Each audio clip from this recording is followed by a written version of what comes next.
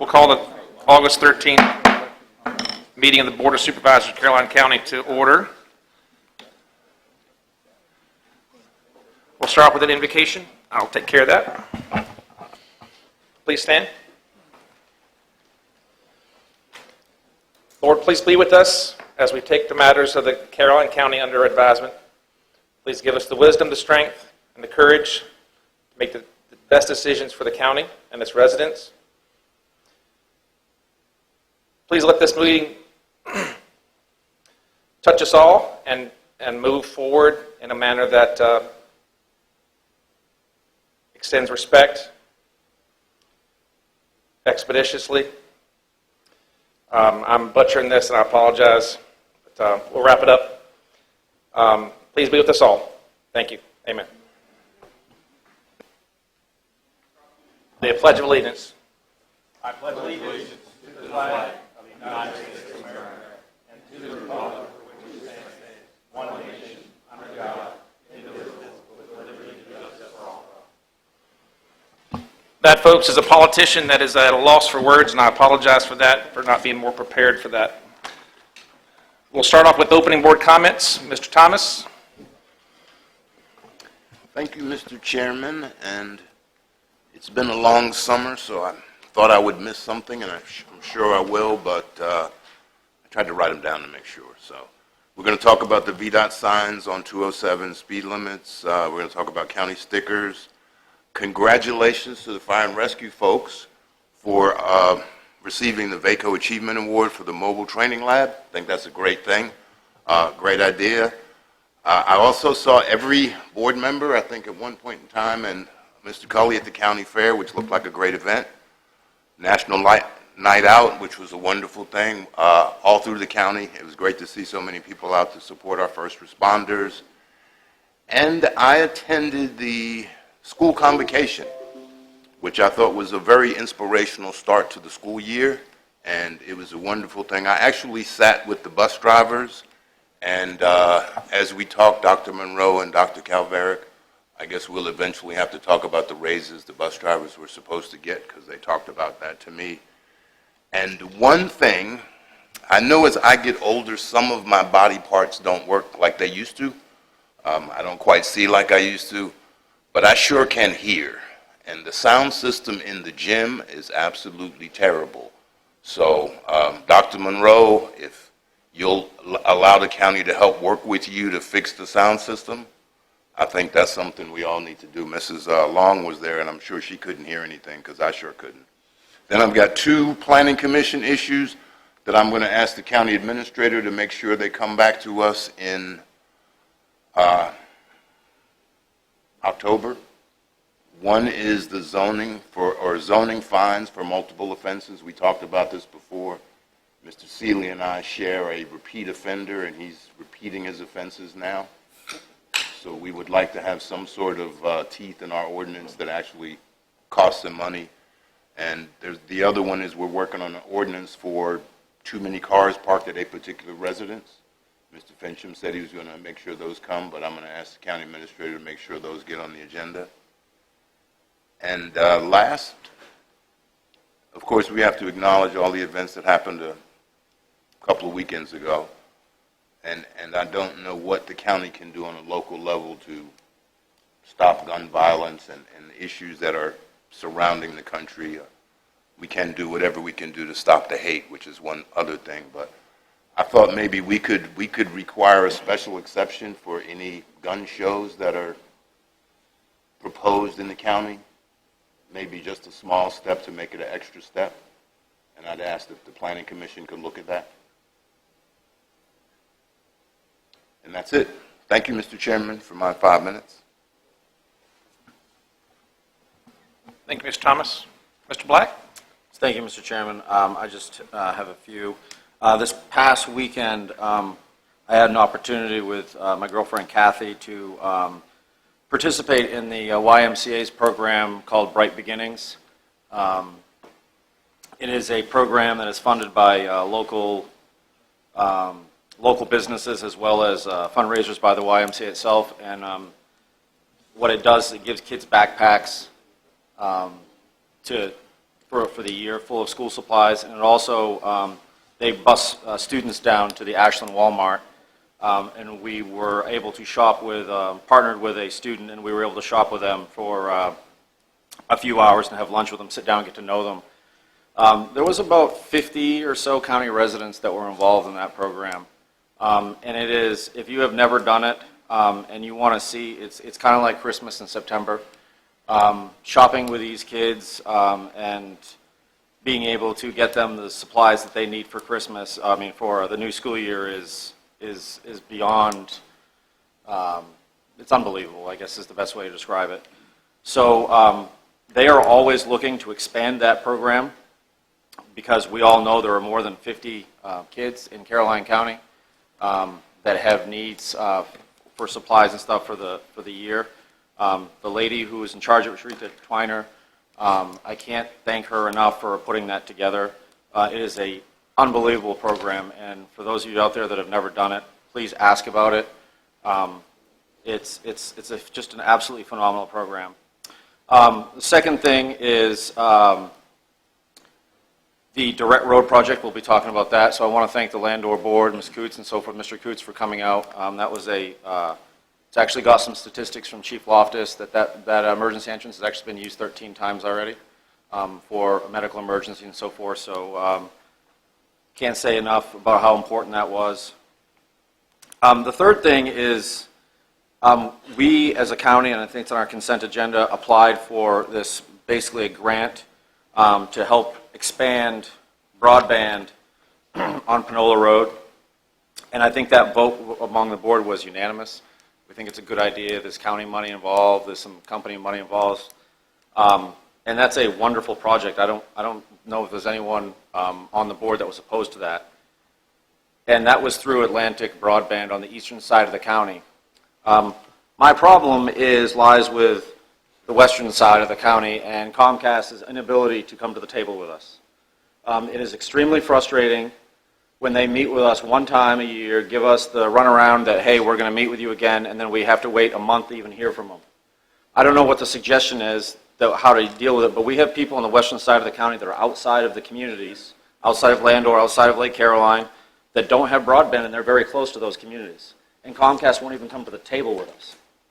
So I commend Atlantic Broadband for expanding into some of the rural areas.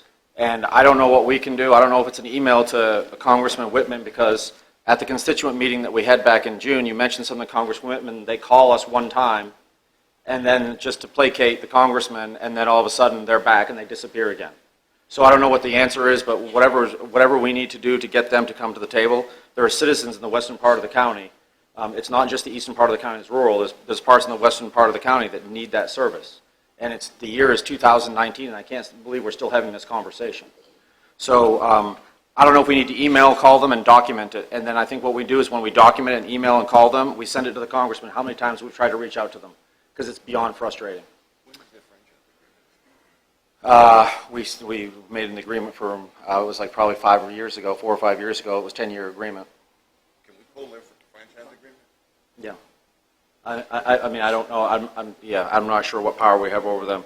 The last thing, on a positive note, I'll end on a positive note. I do want to thank, or I do want to welcome to the new school year. It looks like from the pictures I saw on social media and so forth, it does look like all the parents were proud, and it looks like you had a smooth beginning to the school year. So we wish all the students and staff and everyone who makes the school system run in Caroline a great school year. And as always, I think there's a couple of us who always go, I look forward to graduation in 2020. Thank you.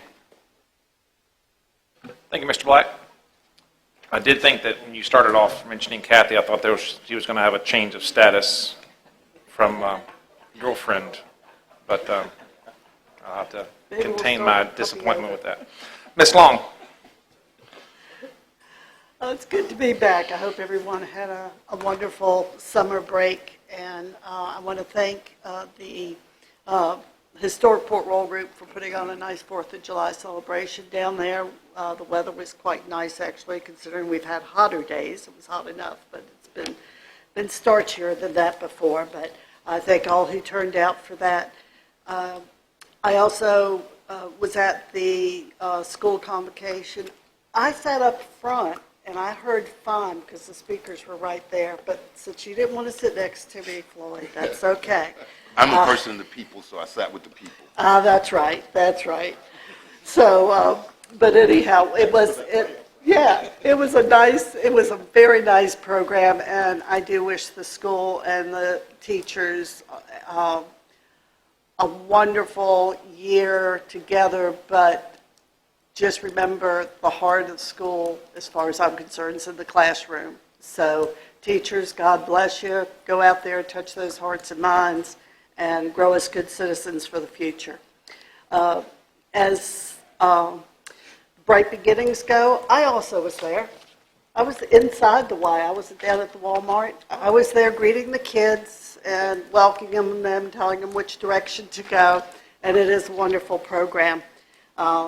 And want to also let you know that I'm going to be having constituent meetings on Thursday at Upper Caroline Fire Department, and on the 29th at the Port Royal Fire Department at 6 o'clock, if anyone would like to attend. I'm hoping to have one in September, somewhere closer to the Page Road, probably Praise Temple. I'm waiting to get a confirmation on that date, and so I'll announce that at our next meeting. Want to congratulate the town of Port Royal on Thursday the 22nd. They're going to have an official thank you dedication for the new water system, which is up and running. That's been a long project. It's started when I was mayor 5 years ago, so it's been long coming, and it's up and running and doing well. And I think at that point, my only other comment is as far as the violent incidents of the other weekend. We just got to love one another and treat one another as you want to be treated, and make sure that we don't let our hearts get hardened, but that we keep our eyes open and our hearts open to try to keep Caroline as wonderful as it is. I have no doubt that my neighbors watch my back and they love me, and I hope all of yours do too.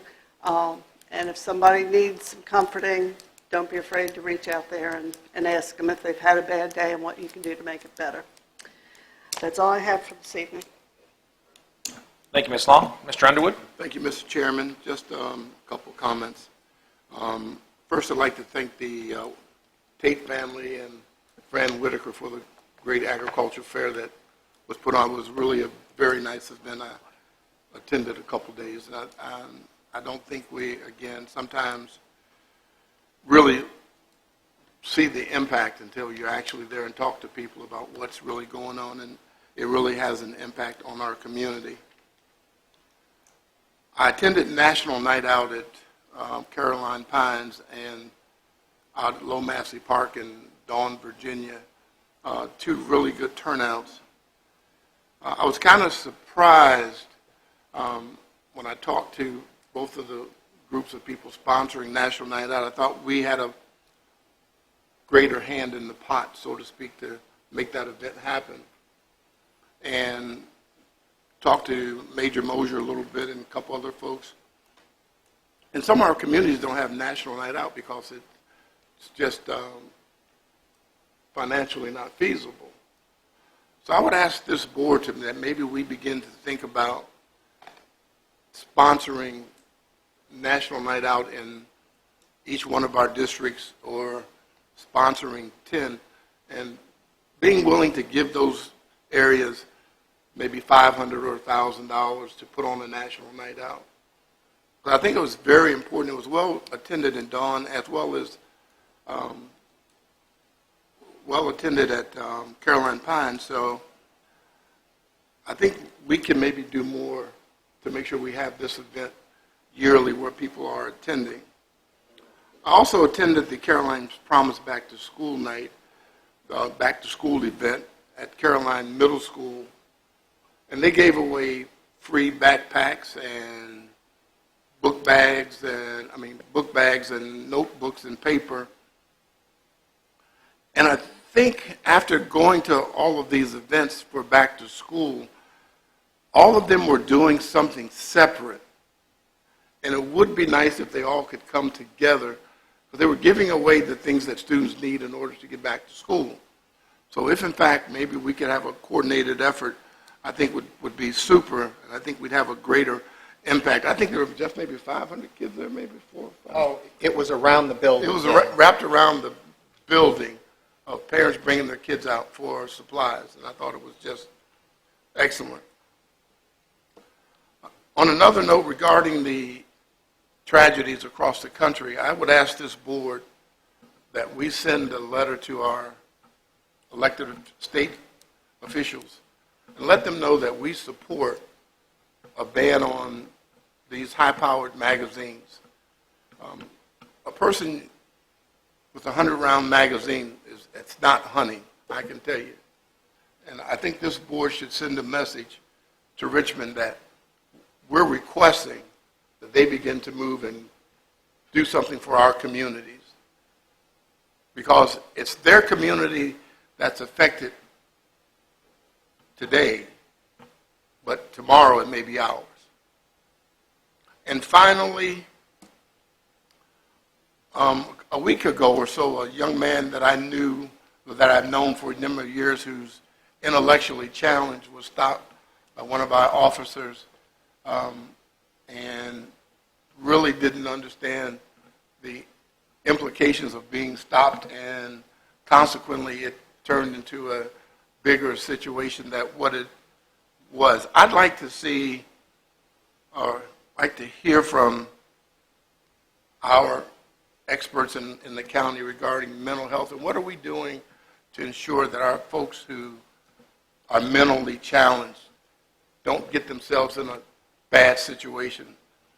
Luckily for us, the sheriff's office responded and they handled, I think, in a very professional manner. The only thing that I was concerned about is the person was taken to Pamunkey, and then he had to walk back to Caroline. So you've got an intellectually challenged person walking along the highway. Luckily, his mom, he finally got her on the cell phone about 4 or 5 miles up 301, and she picked him up. But I'm concerned that that happened.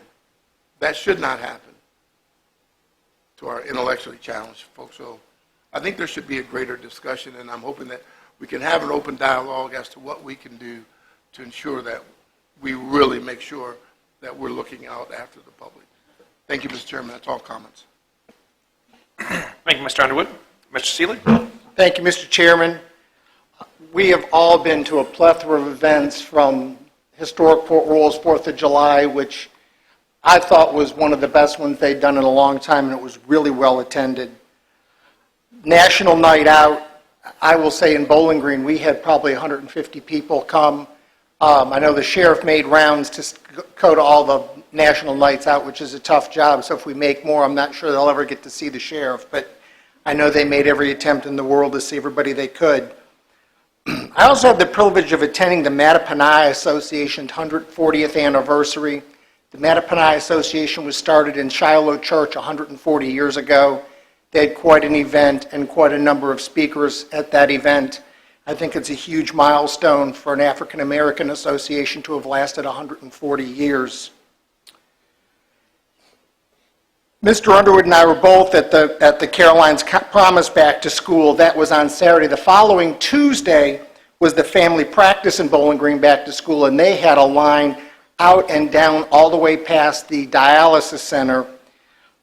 It was incredible how many folks they had. They had tents, they did food, they tried to keep everybody in the shade, but they still serviced a number of folks and a number of children with back-to-school items that, for those that haven't had to buy it, my wife and I purchased enough supplies for 6 students without the backpacks and paper, and it was roughly $100 a student.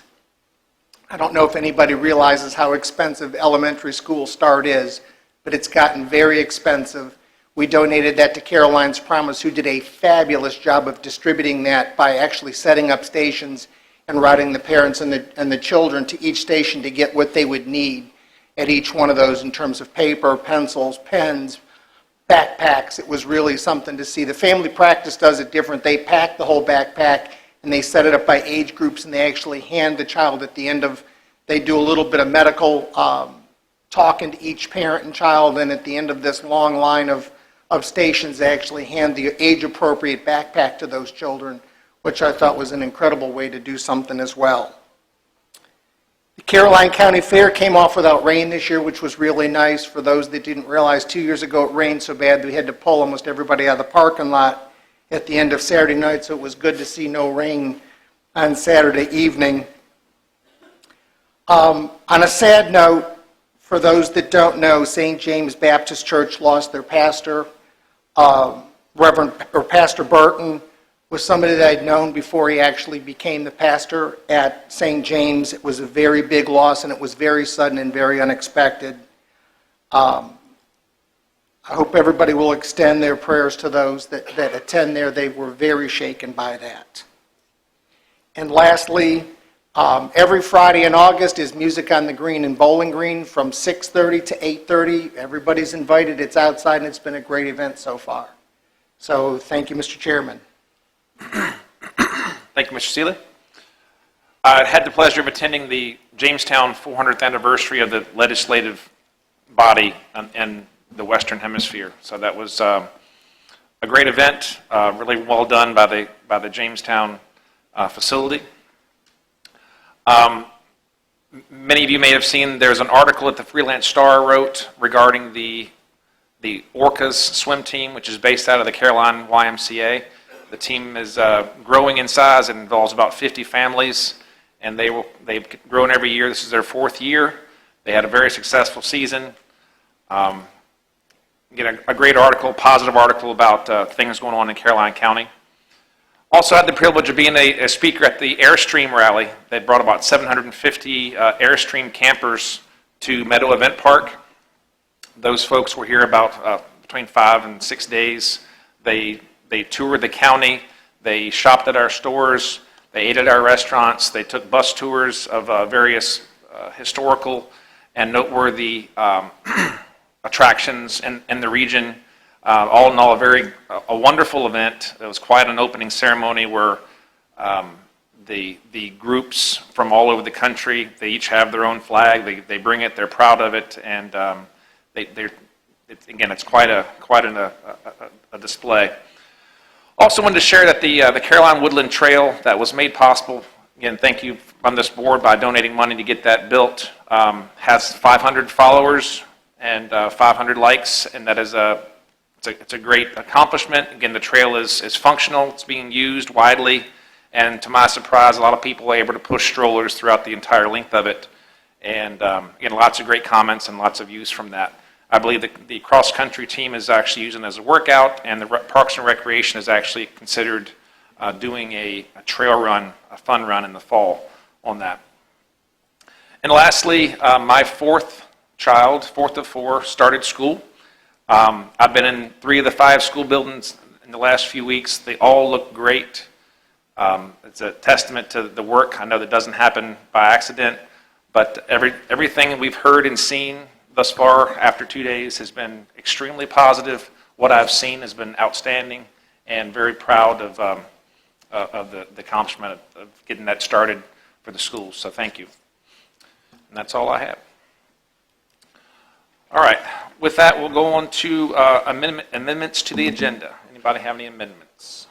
Mr. Chair, I have one. I would like to add to the consent agenda and just get board consent and get Alan Parton to actually, or Mr. Cully to write a resolution for 150 years for First Mount Zion. If we could add that and present that, I'll present that to them. Mount Zion Church, I assume. First Mount Zion Baptist Church. Make that S as in Sam.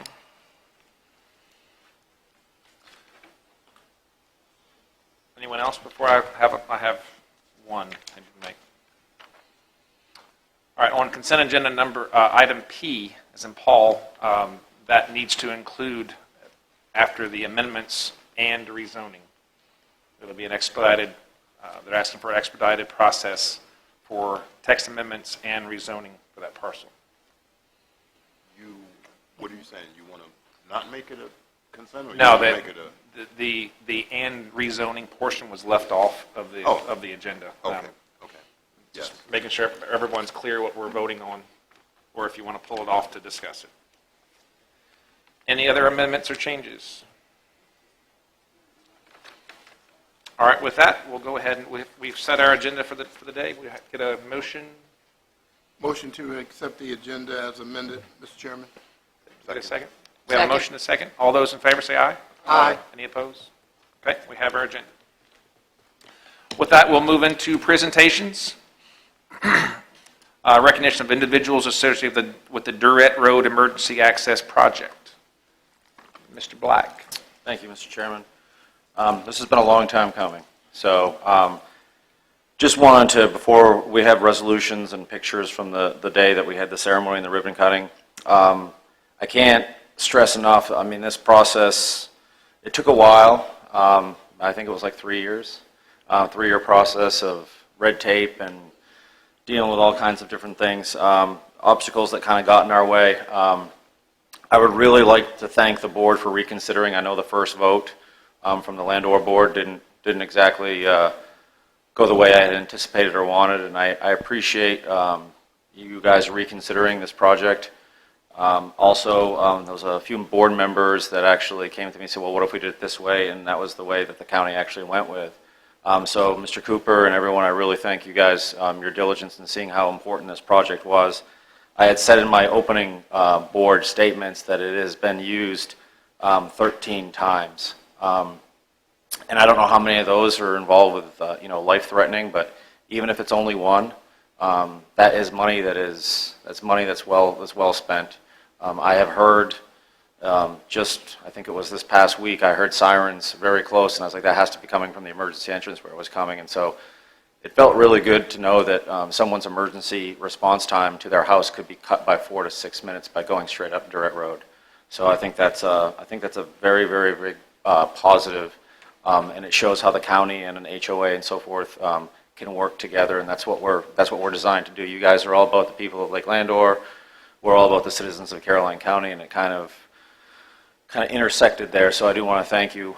We do have, and Mr. and Mrs. Coots, thank you so much, because I got to be honest with you, without your story, I don't think this thing would have kept on going. I really don't. I said that before, and it's a very, very heartwarming story about what happened, and any way that you were instrumental, Mr. Coots, in telling your story and making that happen, and thanking Lady Smith Rescue, and so it was kind of a really, really important that you said that, so thank you so much.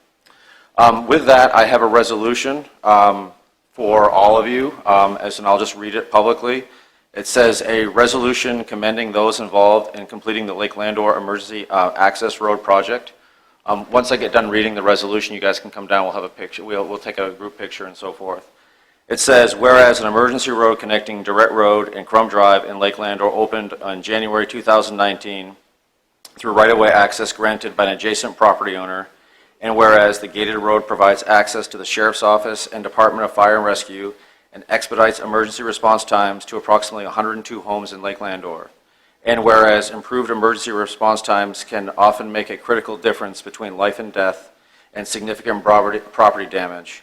And whereas if Ladysmith Road is closed east of Lake Landor for any reason such as a motor vehicle accident or inclement weather, the emergency entrance is the fastest route into all homes on both sides of Lake Landor. And whereas the project was jointly financed by the Caroline County Board of Supervisors and the Lake Landor Property Owners Association Board of Directors, with each entity putting in half of the construction cost and Lake Landor taking responsibility for the maintenance of the road, gates, and any associated cost.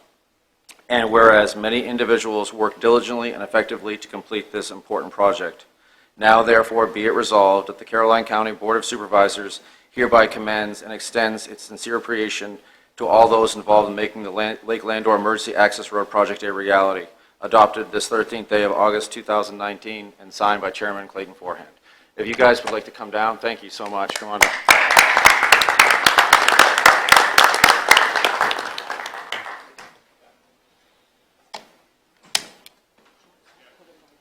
Mr. Black, we'll probably bring him up here for a photo.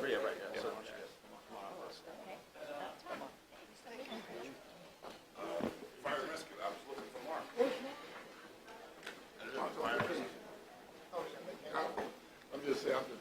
Myself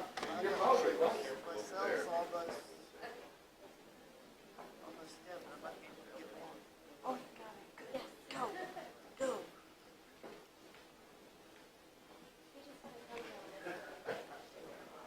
Okay.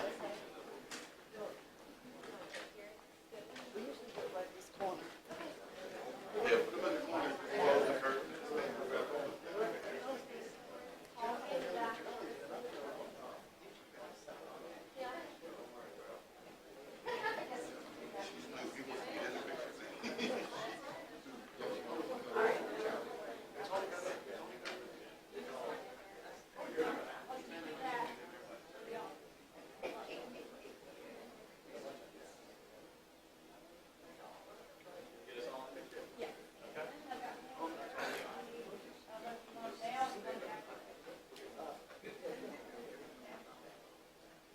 Wait till you guys get your award.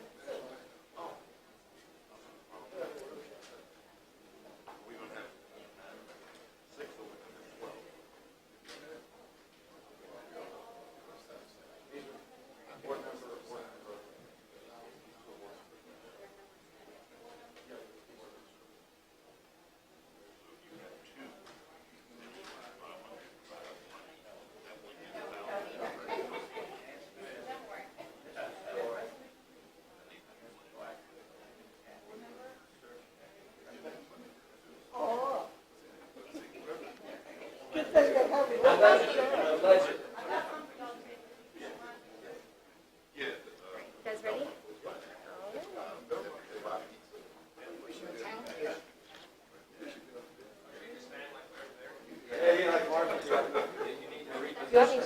to? Do what? I mean, You need to close the curtain behind you, Tony. all right. The other side, Clyde. Stand there, Clyde. Let's hope you stand up. All right. There you go, that's it. Waiting on him. All right. Ready? All right. One more. And one more. All right. I got him. Yeah.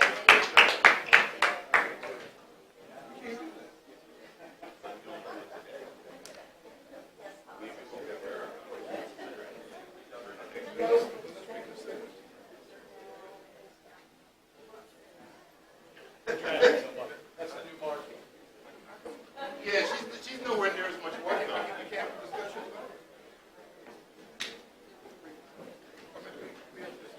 We need four. Money coming back out of school. I know that. It's not coming out. It's just moving around, not reappropriating it. You're right.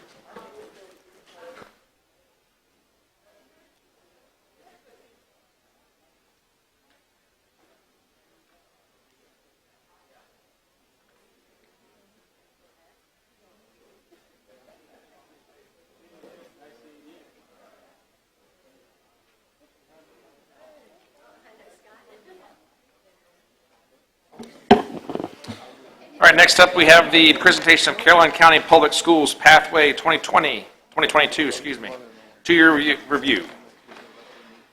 I don't even, yeah, can you just drive for me?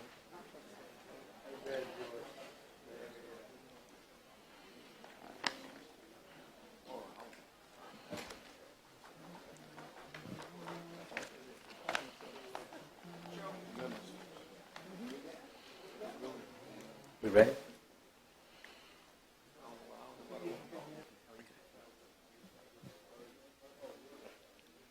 Can't see me. Ready? Okay. Okay. I thought you couldn't see me here behind the podium. I did have to look twice.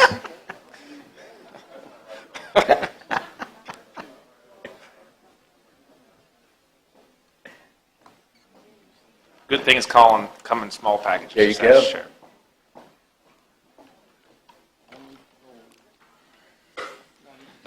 All righty. All right, Dr. Monroe. Thank you, Chairman Forehand, Vice Chair, Mr. Seeley, and board members. Before I start the presentation tonight, I would like to say first and foremost, thank you. Thank you, Mr. Cully, Ms. Long, Mr. Thomas, for attending our convocation. As you all will hear tonight, we have a plethora, and I think I heard that word already, of things to celebrate. Tonight, you all will hear why Caroline is a great place to live, a great place for teachers to teach, and most importantly, a great place for students to learn. Again, my name is Dr. Monroe, and it is a plum-pleasing pleasure to share with you the many wonderful things ahead this school year related to Caroline County's strategic plan, Pathways 2022. Our goal is to present each of our 4 major rocks or themes over the course of this school year here before you with our Board of Supervisors and our community. Tonight, Mrs. Therese Haley, Director of Elementary Education, and Mrs. Karen Foster, Director of Secondary Education, will focus on Year 2 success and highlights in Goal 1, Teaching and Learning. At this time, I welcome Mrs. Therese Haley to the podium. Great evening. Chairman Forehand, Vice Chairman Mr. Seeley, and board members, we are excited to be with you tonight to highlight teaching and learning in Caroline County. In just a short period of time, we will highlight Goal 1, Teaching and Learning, to show how the work is anchored in Year 3 of our strategic journey as an educational organization, Pathways 2022. Also, to celebrate the work that has been done to empower the next generation of learners, thinkers, and leaders to be ready, 3E ready, employed, enlisted, and enrolled. As part of Caroline County's Pathways 2022 and the Virginia Profile of a School Graduate, we are dedicated to ensuring that all graduates from Caroline High School have the knowledge and skills needed to be 3E ready, employed, enlisted, or enrolled in a college or university. During our time tonight with you, you will see that this culminating work begins with our students in kindergarten and continues throughout their K-12 education. Pathways 2022 provides Caroline County Public Schools with a clear vision for the future and a blueprint for excellence in education. This plan was designed during the 2016-2017 school year in partnership with students, parents, and school personnel, along with community members. It is designed to maximize community and division resources as we transform CCPS into one of the best school divisions in the Commonwealth of Virginia. This evening, Pathways 2022 Spotlight will provide a high-level overview of the division's Year 2 accomplishments related to teaching and learning, achievements, and future action plans for the remaining 3-year journey. A picture is truly worth 1,000 words, so we invite you to look, listen, and learn as we celebrate the progress made in Year 2 of the strategic plan, Pathways 2022. Let's celebrate Goal 1, Teaching and Learning, with this video.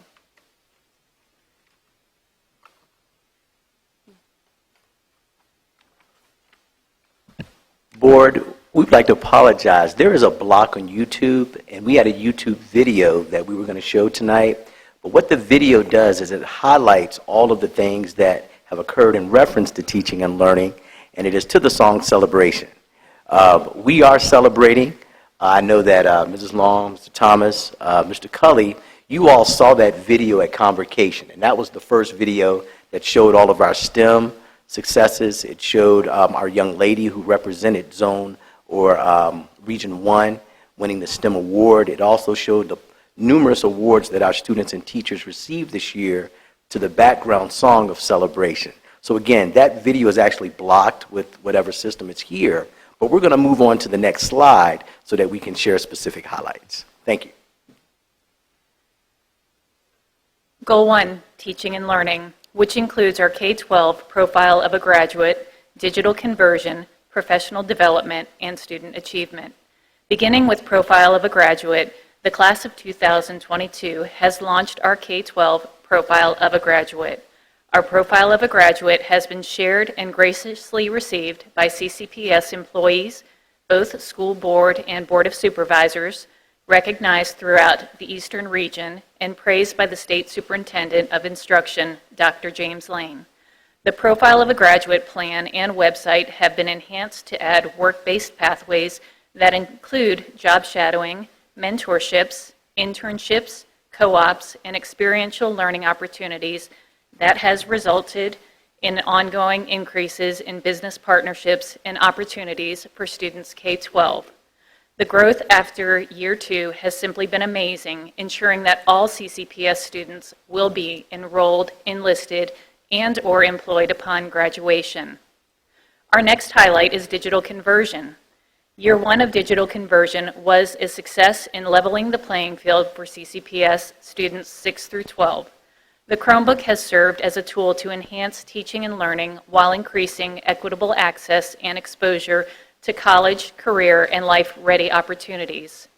Through job-embedded professional development, novice and veteran teachers were trained and will continue to advance their knowledge in blended learning, Schoology, our platform, Major Clarity, and other instructional programs to engage students in the classroom and beyond. Professional development. Effective professional development enables educators to develop the knowledge and skills that they need to address students' learning challenges.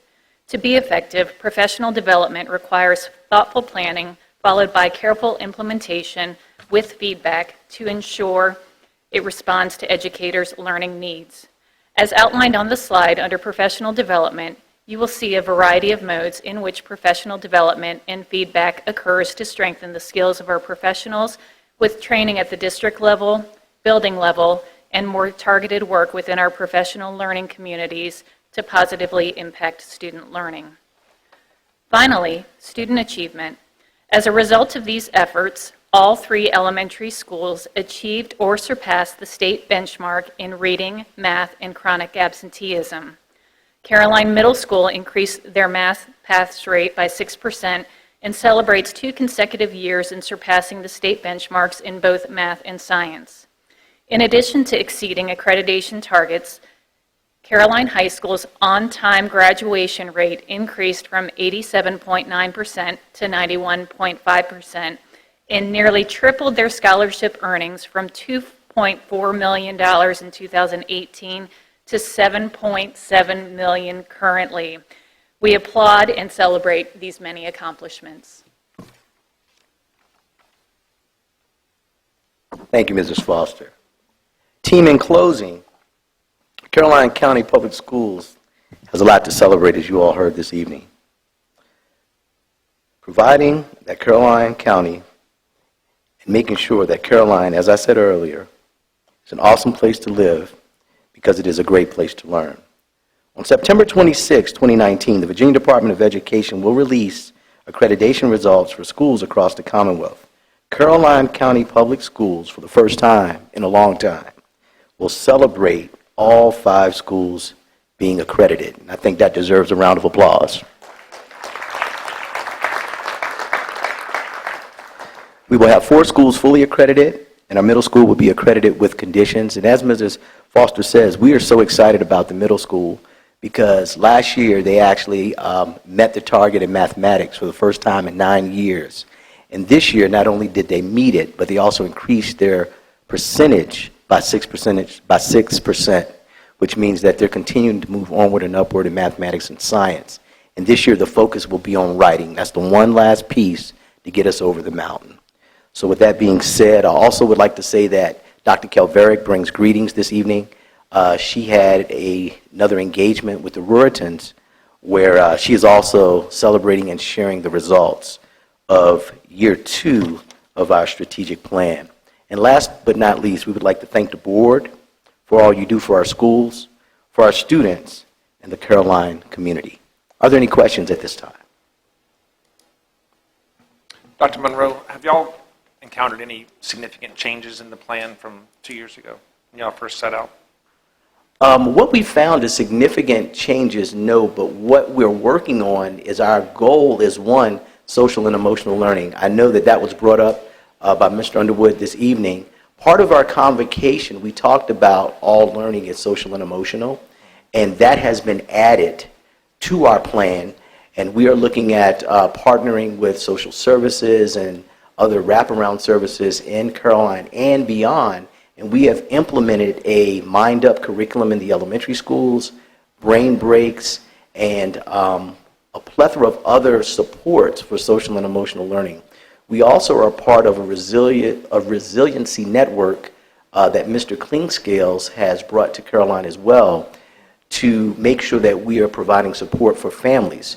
So we used to say education starts at home, but what we're finding is the schools have become a support to not only raise the child, but the entire family, and to make sure that the families are well. Because when families are well, the kids are well, and then they come to school and come to school on time. So social and emotional learning has been the big addition that has been added. Thank you.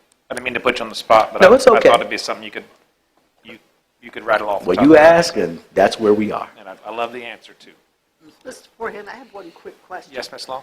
Out of the funds we gave tonight for your textbooks for math and science that were in our consent agenda, Yes, ma'am. I was just curious, what grade are those books for? Is that for middle school or are these? Well, right now, I'm going to bring our directors up to speak to the textbook adoption, but I will tell you that it is secondary right now on the high school level. And would you all like to elaborate on our textbook adoption and where we are with that? Really, I was just curious if it's in middle school, is this going to be on the Chromebook? I just remember those science books and math books were always the heavy ones. Yes, so the textbooks that were adopted for mathematics are an online textbook, and then there are physical resources within the classroom. The English textbooks that have been adopted, there are class sets as well as a digital book to go along with it. So we've really looked at maximizing having that text in print right in front of students, as well as them to be able to access that independently and not carry around several large textbooks. Thank you. You're welcome. Mr. Thomas? Dr. Monroe, I saw a social media post from one of the new teachers, Yes. and he stated that there were a few open positions at the middle school. Is that the case, or? Right now, I believe that we have, what do we have, Mrs. Hall? Is it just 2 positions right now? We have a technology and a math open at the schools, the middle school. And those two would play into the one area where we're short as far as accreditation. No, sir.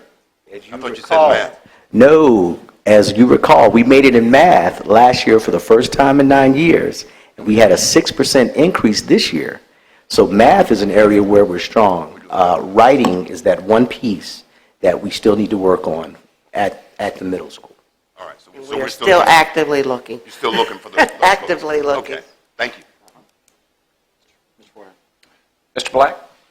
I just wanted to make a couple comments. First of all, I want to thank you for coming out to that constituent meeting. I think that was very important that you got out there with Congressman Whitman, so thank you very much, because kind of gave some information to the people. The second thing, one thing that I think you guys are doing that is absolutely phenomenal, and it doesn't necessarily have to do with direct curriculum. Your staff at I was just telling in the opening board comments, the Bright Beginnings. It was nice to see. It was nice to see that YMCA program. It was definitely nice to see a lot of the people from Central Office of Superintendent there with those kids, because those kids in your school system. So I think that was an awesome way to kind of show the kids that you care about them. So even if you could extend that to teachers next year, I don't know if that's possible, but kind of, I mean, the YMCA, we know from the numbers we heard today, there's always a need with that. So I really appreciate that. And kind of following up, and I think you could go along with your environmental science classes, but you know, the county has started putting money into the trash pickup. That's and I forgot to mention my opening board comments. Since May, I mean, Mr. Schiebel's crew has picked up, you know, about 3,500 pounds of trash off our roads. Okay. And so I know he's got some programs that are out there where some clubs and organizations can earn some money off of it. And I think that would be a good way as well to kind of because when you're driving along some of the roads here, it's terrible, and it'll be a good way for the kids to get out in the community and say, hey, look, it spreads it throughout the community. Like, we don't want to put up with this. We don't want, you don't want your high school looking like, where Right. kids leave stuff behind, trash behind at lunch. You don't want to see it on the roadways either. It kind of continues. So if you guys could help get involved with that, I think we would greatly appreciate that.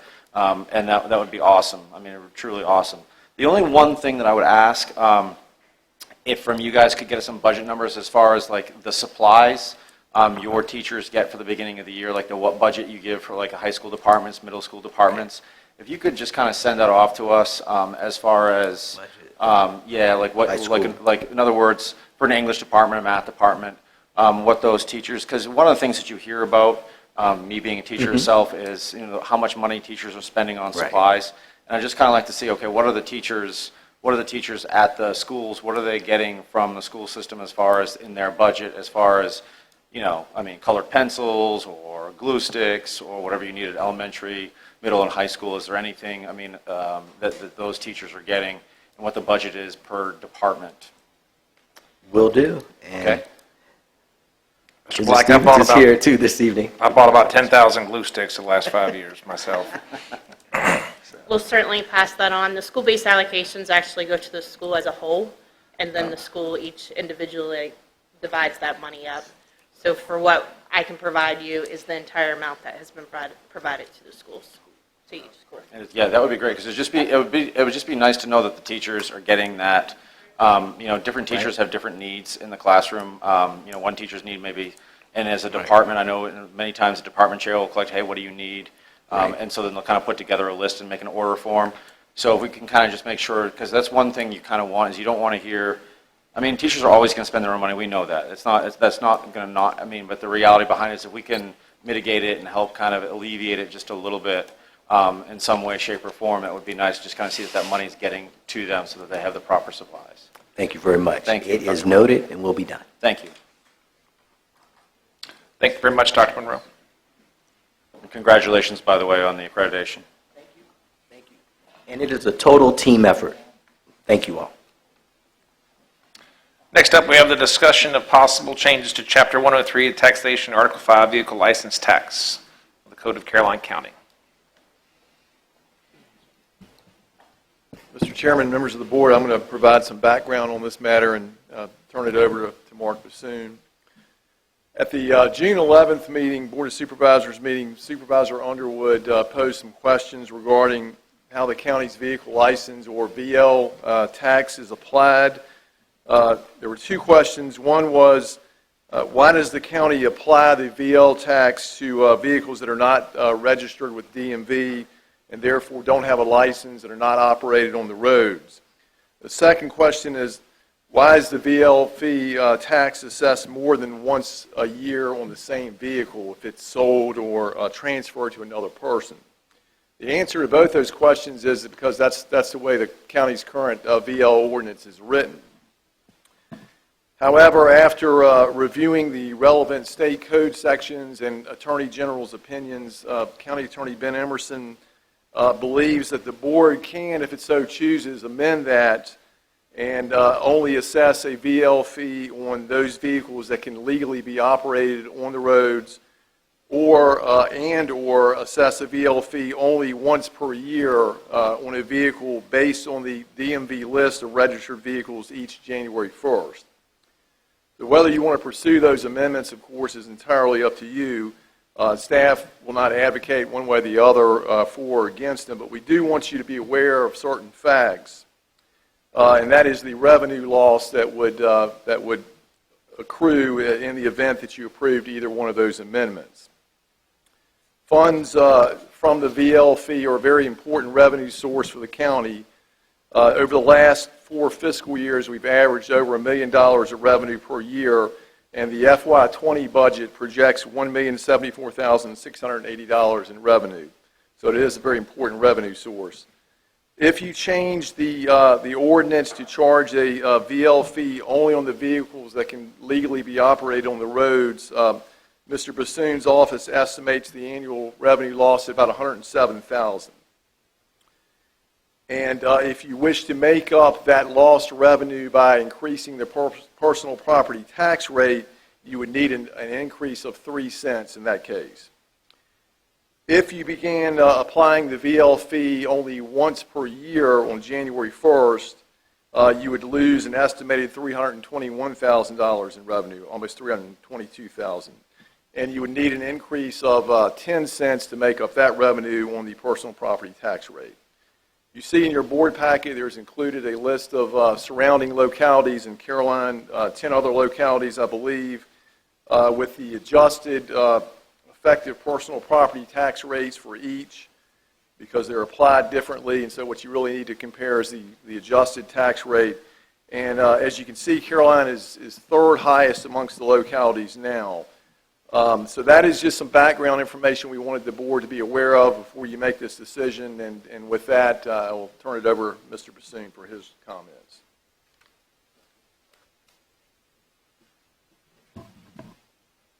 Good evening, Board.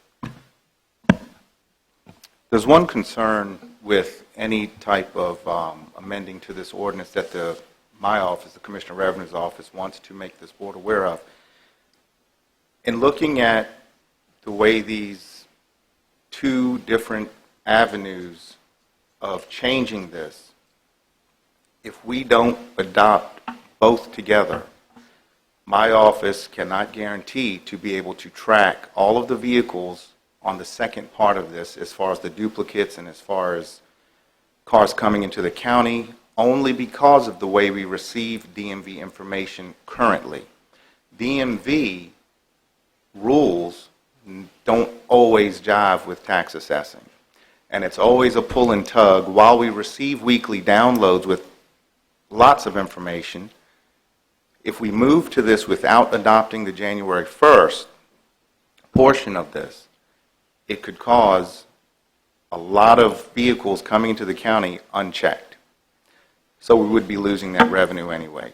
Or it would generate many, many, many supplemental bills the following year back to the citizens. There's a lot of different variables with this. There's a lot of discussion to be had with this.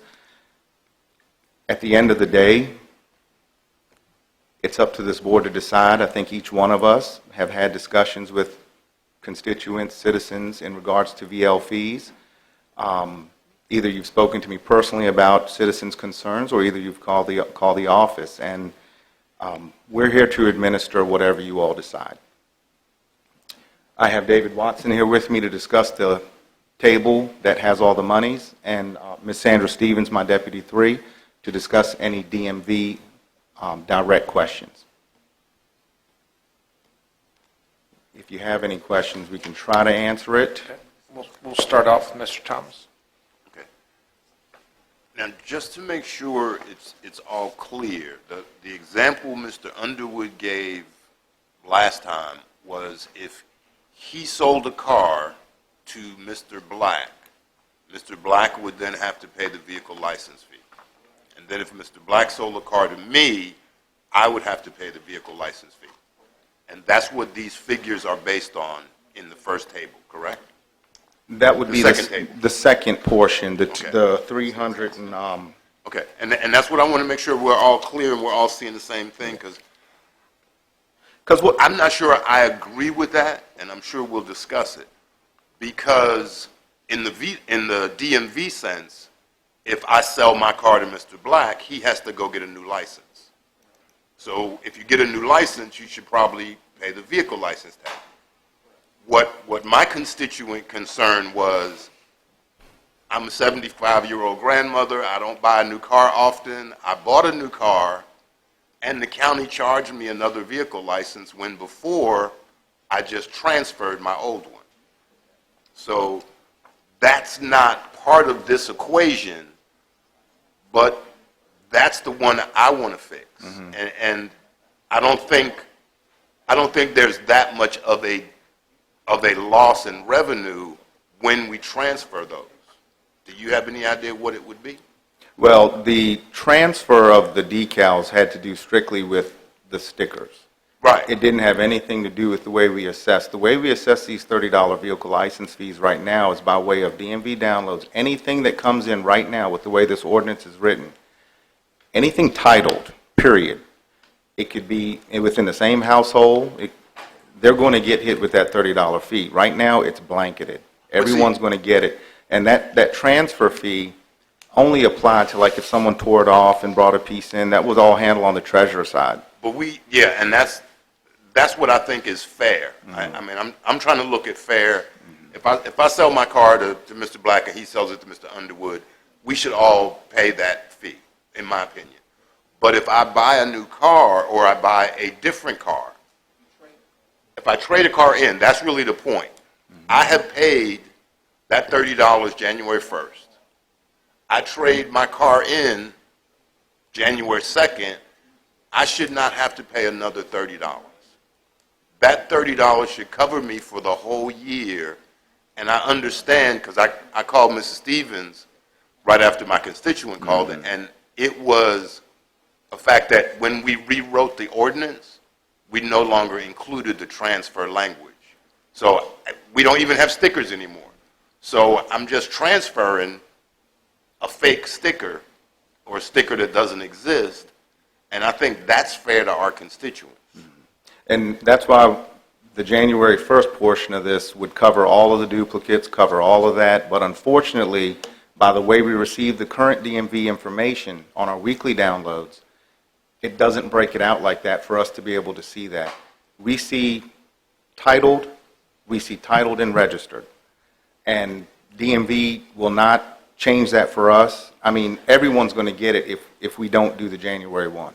Unless there's a way to change the ordinance legally that I'm not involved with as far as wording how that would take place. We weren't asked, the question that you're asking, Mr. Thomas, about if you replace a vehicle or you're in the same family. The same basically, household. Same household. I traded a vehicle. Yeah, we weren't asked that question, so we didn't look at it specifically, but I remember in reading the statute, there was an exception in there that dealt with that.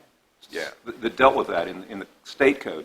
What I don't know, because I wasn't focusing on that, is whether or not that's actually a mandatory state code section such that you have to have it, or whether it's just precatory where you can adopt it or not. But it's clearly in there, so Well, you can do. You could. Yeah. You're either supposed to have it in the ordinance, or you can put it in the ordinance. One Well, or the other. it was actually in our ordinance until we went to proration, Right. and when we got the new ordinance from the Commissioner of Revenue, we didn't have that for whatever reason, and nobody ever thought of it until here we are now. It went away when the permanent sticker went away. Right. But it could be certainly put back in the ordinance with the onus not on DMV to tell, but the citizen. If you Right. bought a new car, traded one, that you've paid $30 on, you bring your bill in and say, I paid $30 on this 1999, and now I got a 2010. That would be fine. And you don't get the $30 again, you pay $1 or whatever. I think that's what most of the complaints are being generated from. Right, now, and that's totally different from what Mr. Underwood is saying.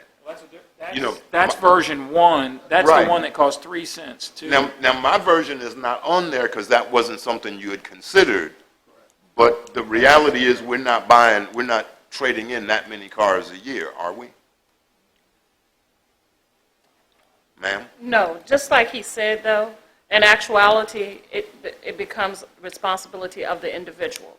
And Okay. even if we would fall back to the previous, how we did do the transfer, in actuality, that is exactly what has still happened. The customer had to notify us. You had 30 Because days. we have no way of individually, Okay. with DMV as a method, to track it.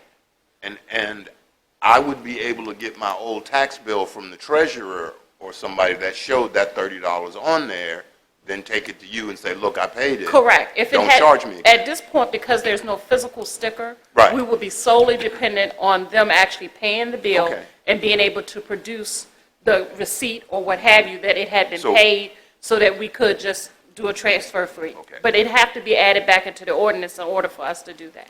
I agree with everything you've said, and I agree that it should be on the actual resident, and I also would like to see us add that back into the ordinance. Because I think that's one of the things that people have said is very unfair. Can we do that without raising the rate? Well, I guess they have to figure out how many We were But doing that that's, see, before. that's really, Because- We were doing that that's before. really extra revenue we've been getting that we shouldn't have been Correct. getting. No, I understand that, but what we're seeing is, because She'll I've have got to- plenty of folks saying to me, you can't raise the personal property rate. She'll have to give us an idea of how many cars we're trading in a The year. transfer piece was not considered. Right, right. And so at this point, we would not be able to tell you exactly what the numbers look like as regards to that. But that is something we're certainly willing to But that's gonna consider. be part But of you've the already ordinance looked at we the worst review. case scenario. It's right here, so you already know what the Correct. worst case is. Correct. So it's Absolutely. less than that Absolutely. already. So the fact that we've been, for me, the fact that we've been getting funds that I don't believe we should be entitled to, I think we need to look at it and get it right. And that's my point. I can understand the sale of a car in a year and the sale a second. Right. If we think that's going to have a great impact, although I don't agree, I can go along with that. Yep. But if you are not paying for a vehicle to be on the highway, we Right. should not be collecting vehicle license fees. But that's the two things that you can make That's- changes to. And That that's the one, because there is actually a difference between a car parked in your garage or parts in your garage. You've got a car that doesn't run, you can't, the transmission's broken or whatever, you can't make it a car. It's parts to me. You know, until you make it run so it's roadworthy, you shouldn't be paying a fee for it. And I think that's what we're agreeing on the other one. And to, So it doesn't have any license, so, If, I'm saying if you can't drive it, Right. it doesn't have tags, it doesn't have insurance, it's not a car, it's parts. I think. And I we don't think in charge fact, personal property on parts. If you're not paying current We do now, though. DMV license for tags for your vehicle, then I don't see how we can charge. I read the ordinance a couple times, and it says that we can levy amount based on what the state does. One equal to that, I think it says. So if you're not paying a license, then we're still levying a vehicle license fee for a car that's not being paid to, that a fee is not being paid to DMV.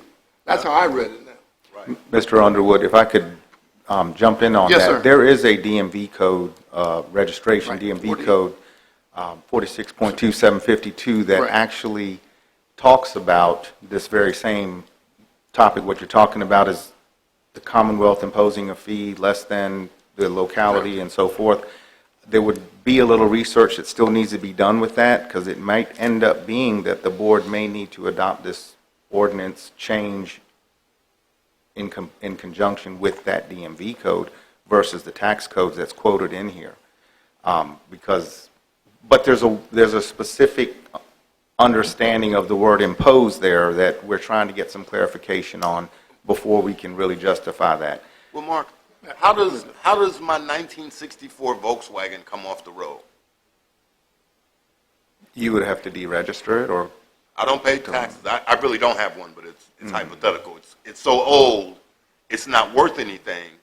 So even if I was registering it, I probably wouldn't pay a fee. Yes, you would. if you, Well, the pay minimum $30. fee.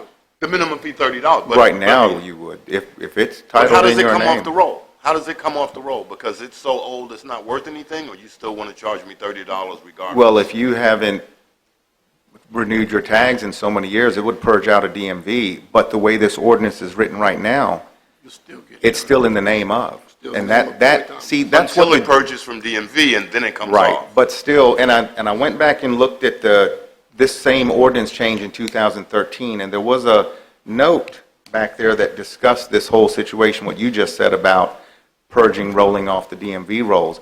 But the way this ordinance is written now blankets everything.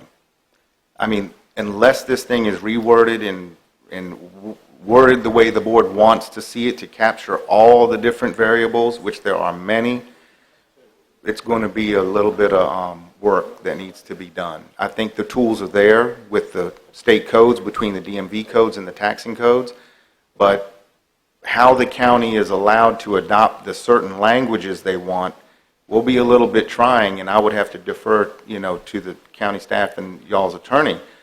The way it is right now covers everything. What staff would recommend is we have two options in there, and you've created a third. we would certainly recommend, and from a staff level, agree that option one, where a vehicle is not registered to drive on the road, should be not have a VL fee. And the other one that you brought up, which is what we used to have prior to the removal of the permanent sticker, is that we create the same language we had for transfer, putting the onus on the owner of the vehicle if they trade a vehicle. So they have one car, they trade it in, and they've paid their $30, they prove they paid their $30, they can transfer that VL for that remainder of that year. So they get a new car in January, they paid it, they don't have to pay $60 for one, even though they've had two cars, they've only had one total car for the year. Now, if they have a car and they buy a new car, that's a second fee. But if they have a car and replace it, trade it in, sell it to Mr. Black, Mr. Black's going to, if it's a new car to him, he's going to pay us $30, but they will get to transfer. I think that Ben knows how to write that language back in. It's allowed in state law, and that solves a bulk of your problem. The option two, that's the most expensive, which is just to go to January 1 and ignore everything else the rest of the year. As the administrator that's got to fund things, I'm looking at where that's coming from. In a 7-10 cent increase in personal property is probably going to be hard to sell given where we are with the rest of the region. So I would think that that would be what you'd want to go to public hearing with. Fix the registered, unregistered piece, and we know that's going to cost us some money, but that's a fairness issue. And then number two, put back in the old transfer language that'll work, even though it doesn't, we won't talk about stickers anymore, but just if you replace your vehicle, we'll put that in the ordinance. And we know that's going to cost us some money, but we weren't getting that money before. And we'll see how we make it next year. And I think that would be our recommendation from a staff level, and it's clearly something they can do. Is it easier on them to go to January 1 and just look at it once a year? It is easier on them. But I think that puts the onus on you to have to raise taxes, which becomes a burden on the board. So let me add to that, too. There's another caveat with that. Just, I don't know how it needs to be worded, but when you transfer that information, if the people don't transfer the plate and they decide to get a new plate, this could cause an issue when that information gets to us. So while the January 1st deal helps the Commissioner of Revenue's office, it only helps in a way to make things fair and equitable to everybody, because people will be getting away and we won't be able to account for it. So either way, there's a great possibility there's going to be a loss in revenue on the second part of this to begin anyway. We'll track what we can so long as people do what they have to do and the ordinance is written the way I think we need to address it. But when we start dicing it up, it leads to a lot of things, and I just think a lot of discussion needs to be made with the entire thing. Yeah, our goal, for me anyway, the goal is fairness. And the fact that if we have been, to me, again, this is just my perspective, gaining revenue because of an ordinance that I think is unfair, I'm saying, damn the unfairness, fix it. Whether it's 100,000, whether it's 200,000, be fair to the residents. If, in fact, we can do this and have minimal intrusion upon revenue with the conversations and be fair, I don't have an issue. I think the fact that I don't agree with the fact that you can impose a vehicle license on the same vehicle 3 times in a year, or 4 or 5 or 6 that's sold every month, I don't agree, but I can leave that alone. I still don't think it's fair. And I think some of the duplicates will still have to happen. Right. I didn't mean to cut you off. So my goal is to make it as minimally intrusive on the revenue as possible and to be completely fair. If we can do that, then I think we need to have conversation. But what we're doing now is not fair to the residents of Caroline County.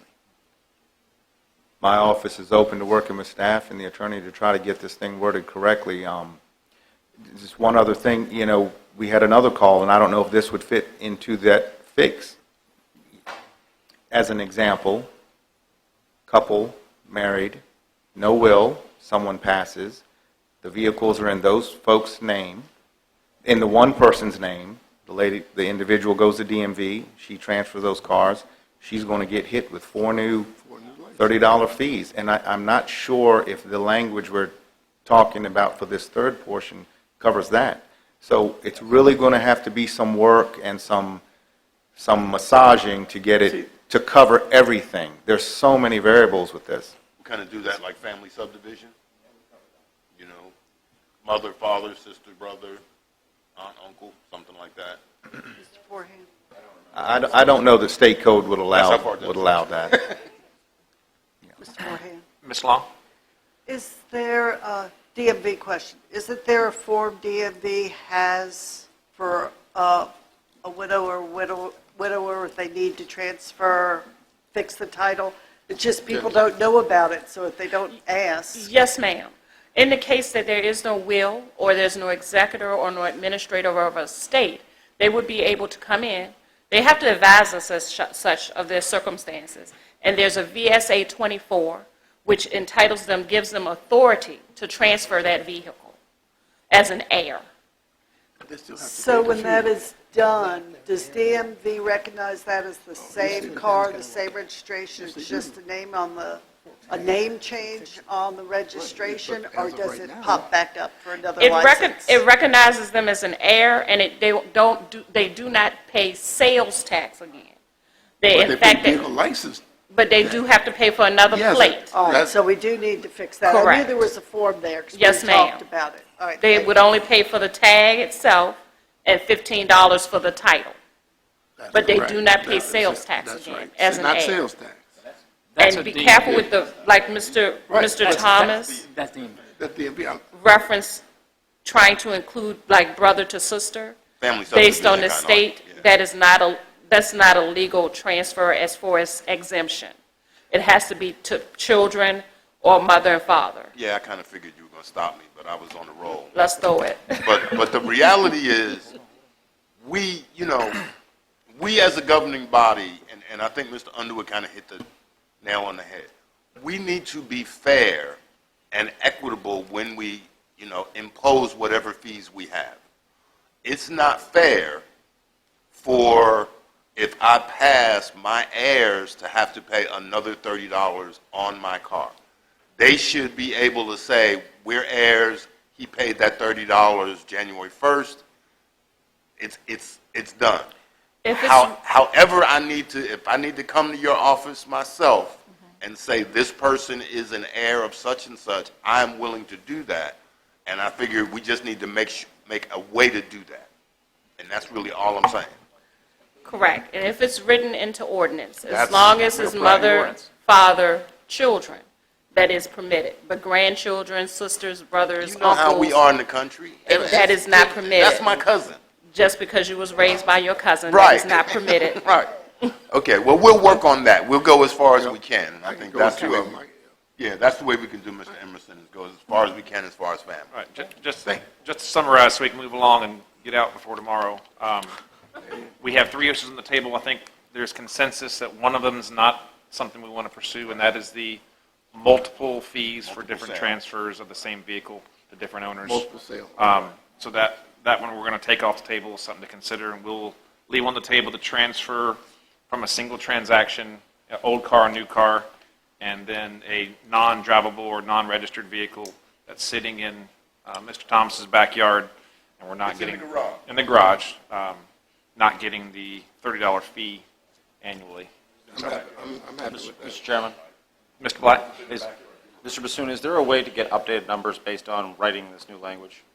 As far as that table, Yes, as far as an updated table. that's pretty updated as of No, like after we a adopt couple weeks, something. but yeah, yes. Like, in other words, with the new language written and how it would affect. We would have to look into that. I'm not sure. When we start veering away from exactly good data coming in, good data coming out, I don't know that we're going to get the data we need from DMV to be able to do something like this. To go back into the system from the way we're doing it now, if we start dicing this up, I cannot, we'll have to look into it. I think Mr. Black is referring to after we adopt a new plan, like a year out, can you collect data so we know what the financial impact is? We should be able to, I cannot, we're going to need to look at it. All right, thank you. I'm sure there's going to be a lot of back and forth. Can I make one last comment, Mr. Yes, Chairman? Mr. Underwood. You're not going to like it, but I'm going to make it anyway. We make a budget every year, and sometimes we have shortfalls, and sometimes we have surpluses. We try to budget ourselves so that we don't have shortfalls, and we try not to put too much of an onus on our taxpayers for large surpluses. But we've had surpluses. We've never given the citizens a half a penny, ever. We roll it into and say we're going to do this and that. So if this has an impact, then it just has an impact. So I don't think that, I don't like it when we sit here and only talk about revenue. That's not what we're here to do. And I don't agree with it. We're here to talk about the quality of life for our citizens. Some of our citizens, if they're paying $100 too much, in my opinion, or $30 too much, in my opinion, then I'm going to say something about it because it's not fair. Our goal is to be fair. That's all I have, Mr. Chairman. Mr. Chairman. Mr. Black? I think I need to rebut that comment, because I agree, Mr. Underwood, with we want to be fair to the citizens, and that's absolutely right. And the budget surpluses we have had budget surpluses every year. But then at the same time, I hear people saying, I want a fire station down in Carmel Church that's going to cost $1.1 million. I want a fire station in Sparta that's going to cost $800,000. We need to give the schools more money. We have a Lady Smith Road project that's $2 million. Like, the money comes from taxes one way or another. So the reality behind it, yes, I agree that this is not fair. But the surpluses have been to put in a bank for payments so that we can pay cash for projects that we need. We talk about quality for the citizens. A fire station down in Carmel Church is quality for the citizens. So that money is going for payments, which we paid cash on the Lady Smith Road project. So it's not like we're taking their money and stealing it. We're giving it back to grow the county, to make the services in the county better. We can't speak out of both ends of our mouth. We can't say we want to give all this tax money back. We cannot speak out of both ends of our mouth. Mr. Underwood, I've got the floor right now. I don't care. I've got the floor right now. Mr. Underwood, I have the floor right now. That's tough. Gentlemen, easy. Mr. Black has the floor at the moment. I do not care. So that's my comments, Mr. Chairman. Thank you. Mr. Chairman, I move that we move on. I would second that motion. We have, looks like we're at 7:28. We will take a 10-minute, 12-minute break. We'll reconvene for public comment. I'm sorry, I take that back. We will hit our appointments and consent agenda at 20 till 8. I apologize, we're running a little bit late. Can we do consent before we go? If there's nothing to be pulled? It's just going to delay us leaving anymore. I said if there's nothing to be pulled. Okay. Would anyone like anything on the consent agenda to be pulled off? Just got one to pull. All right, never mind. Okay. All right. We'll go ahead and we'll break now. We'll convene back in 12 minutes. Thank you. All right. We're going to get started with the rest of the August 13th Board of Supervisor meeting. We'll start off, or restart with our appointments. The Complete Count Committee, which is for the 2020 United States Census. Mr. Cully? Are we making open appointments for the 2020? 2020? Yeah, that's Mr. Parton. Okay. Mr. Parton? 2020 census. Mr. Chairman, members of the board, we are simply looking for, the board has additional appointments. We have a list of who has been appointed thus far. If you want to stop there, you can, but we thought you may want to make some additional appointments. Do we have a target number in mind? We had a very large committee in 2010, and we don't recommend one that large this time. We had some suggestions in the memo for who you may want to consider appointing. And to date, you've appointed 1, 2, 3, 4, like about 9. May want representatives from the towns. You may want each supervisor may want to appoint an individual representative. It's up to the board, but we weren't sure that you were done at this point. Mr. Forehand? Ms. Long? The town of Port Royal would like to appoint J.P. Wilkerson. Mr. Chairman, Mr. Black? I would like to appoint Michael Mayurkin.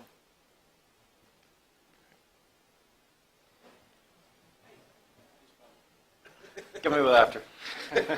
And, Mr. Parton, reading through this, I thought you wanted a representative from each district. Do you, or do you? We suggested that would be a good thing. If you were looking for one for the Port Royal District, Joanne O'Quinn? I'm sorry, repeat that. O'Quinn? O'Quinn? For the Port Royal And District. for the board members, I appointed Cynthia Golden, and she has actually given me some names of some folks that were interested, and I've turned those over to Pam. One of the interested parties didn't have time, but there are 2 others she hasn't been able to contact yet. They were suggestions from her, and they're not, I don't think they're in my district, they were just in the county, just as a data point. And it's spelled like the color, golden. Golden. Mr. Parton, it's spelled like the color, golden. Okay. Oh, she's already. Yeah, she's already on the She's committee. already on. I appointed her. Yeah, but she's listed in the list in our packet. Right. I have an appointee also, Mr. Chairman. Oh, it's spelled. I didn't even catch that. It is wrong. And I appointed Jessie Rollins, who's in the back, and I think you've connected with her. Yes. If not, she's in the back. Yes. I don't know whether she wants to be the Mattapanai representative or the school board representative, or the school representative, since she does both. What do you want to be? You get to be whatever you want. Okay. I'm honored to have Mrs. Rollins as the Mattapanai rep. So we need to get honored to have her as well. we need to get her. We need to get a school rep in that case. It might be, Mr. Chairman. I'm sorry. I might suggest that for the school, we might look at their enrollment officer. If we're looking to count students and families, that might be the person. Dr., can you handle that for us?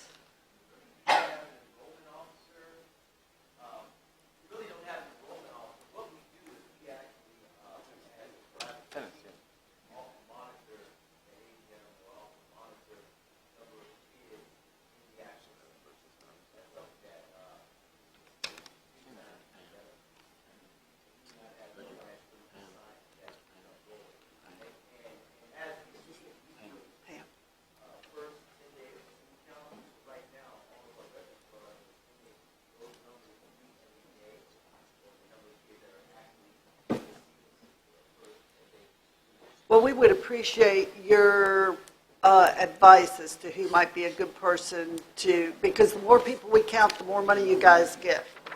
So send us a name. That's what I need. Thank you. And we have a couple others that we will have to get appointed at a later time. Yes. Mr. Underwood? I have one other appointment, Ms. Jeanette Washington, for the, she will serve for us, for the Reedy Church District.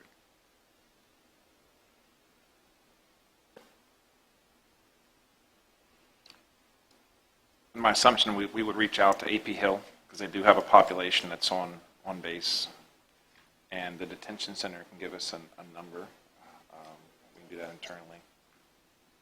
And then the town of Bowling Green as well.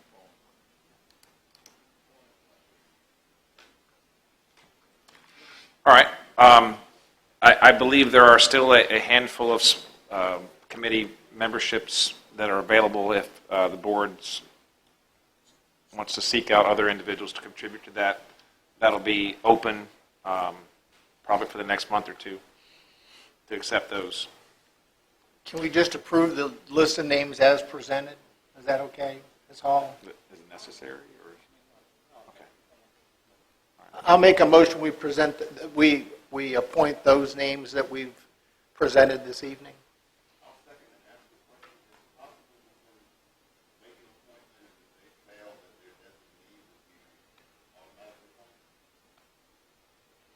You want to build contingency into your motion? No, my motion is to go ahead and forward those. My contingency was we could appoint Reverend Wayne Fields, who's the NAACP president for the county. Oh, his designee. Could he appoint a designee? I think you could do it from the organization, or yeah, that would be fine. From the organization, whoever they want to appoint. We'll add to the motion of the name. Right. Reverend Wayne Fields.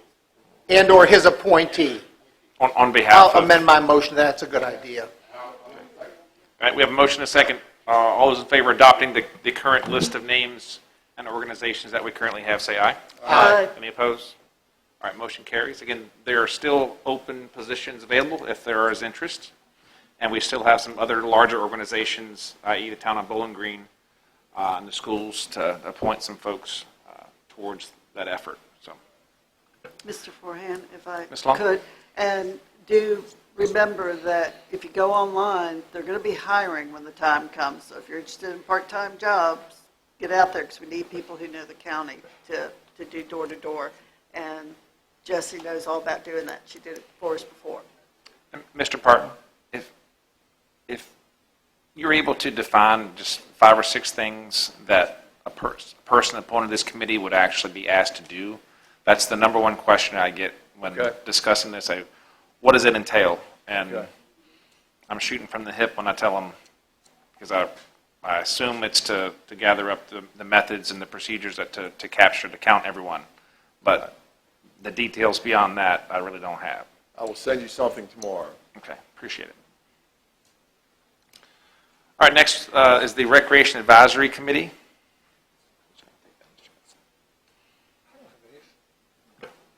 I'm not sure what the issue is. What's the discussion point here?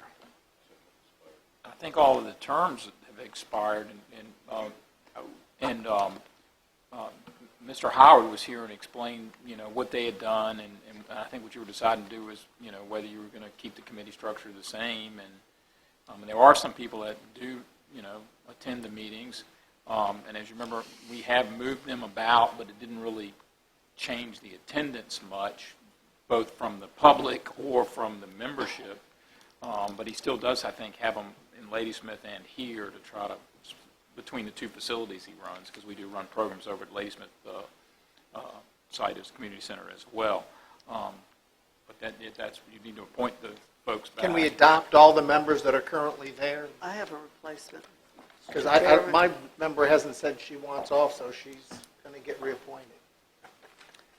Mr. Chair. Ms. Long? I had a citizen asked to serve John Wilkerson to replace Jacob Garrett, who has served for many terms and is ready for a break, I'm sure. So if we could replace for the Port Royal District, John Wilkerson. And we already have Ms. Darlene Tillman appointed for Reedy Church. I believe my appointee is still willing to serve in that role. Have you had any conversation with Ms. Boone, Mr. Thomas? Okay. All right. Beyond that, I think we can go with what we have and make any adjustments on the fly moving forward. I think there was some discussion, if I recall, it's been so long ago now, whether we're going to maintain the committee or not. And I think after the last meeting with Mr. Howard, that I think there is value in the committee. I do sit on that committee. I agree with that assessment, that there is value there. Mr. Chair, Yes, ma'am. you reached out to the schools about a student representative now that they're in school, that they might want to put that on their list? Yes. I'll, Dr. Monroe? We'll follow up with this, but we're seeking probably a secondary school student to serve on the Recreation Committee countywide. But we'll follow up and by email. All right, moving along. Can I make a motion that we I'm sorry. that we appoint those on the list and the changes currently made. We have a motion. Second. Mr. Black, second. Any other discussion? All those in favor say aye. Aye. Any opposed? All right, we have a list for the Recreation Committee. That does actually meet Thursday evening of this week. Oh, that's a lot of notice. Okay. All right, next we have our consent agenda. It's a lengthy consent agenda. Are there any items that a board member would like to pull from the consent agenda? I have a question on item L. Okay, you want to I'd pull like that? to pull L. All right. Mr. Chairman, Mr. I had Black? a couple questions on the warrants. Okay, we'll pull the warrants. Any other items to discuss from the consent agenda? I'll take a motion to accept the remaining items on the consent agenda. So moved. Second. All right. All those in favor of accepting all consent agenda items, including item S, which was the resolution for 150 years, the First Mountain Zion Baptist Church, and then we're going to remove items B and L. All those in favor say aye. Aye. Any opposed? All right. The consent agenda is approved. Item B, which is the warrants. Mr. Black. Yes, I just had a couple. I was looking through the expenses of the county. I know it's the last several months. But on I just noticed on page 45 of the warrants, and I don't know, Mr. Parton, I don't know who's in charge of answering this. It was a Caliber Body Works. It was that we had. Yeah. Caliber Body Works for $10,000 was a 2017 Ford Explorer that was involved in an accident. It's a sheriff's vehicle, and it was insurance recovery, we reimbursed by insurance except for our deductible. All right, and then on pages 50 and 55, we had a couple vehicle repairs at 4,500 and 5,500. That fire and rescue? Fire and rescue, we had a 4,500 was a transmission and an ambulance. 5,500 Winding Brook's doing that? The ambulance. All right, well, can you get with me on that? Yeah, I'll get you. And then the last one on page, and I don't want to take too much time, but on page 96, all those expenses for the Airstream rally. The last one, page 96.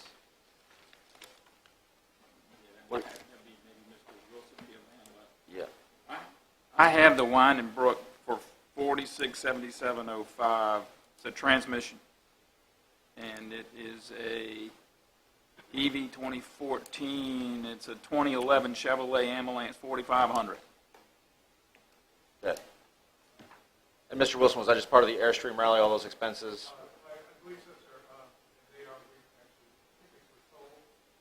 Okay, so it's just yes, okay, I see. All right, thank you. All right, and I will get with you because there's like several on page 72 that I want to go over too. But I'll get with you tomorrow. All right, thank you.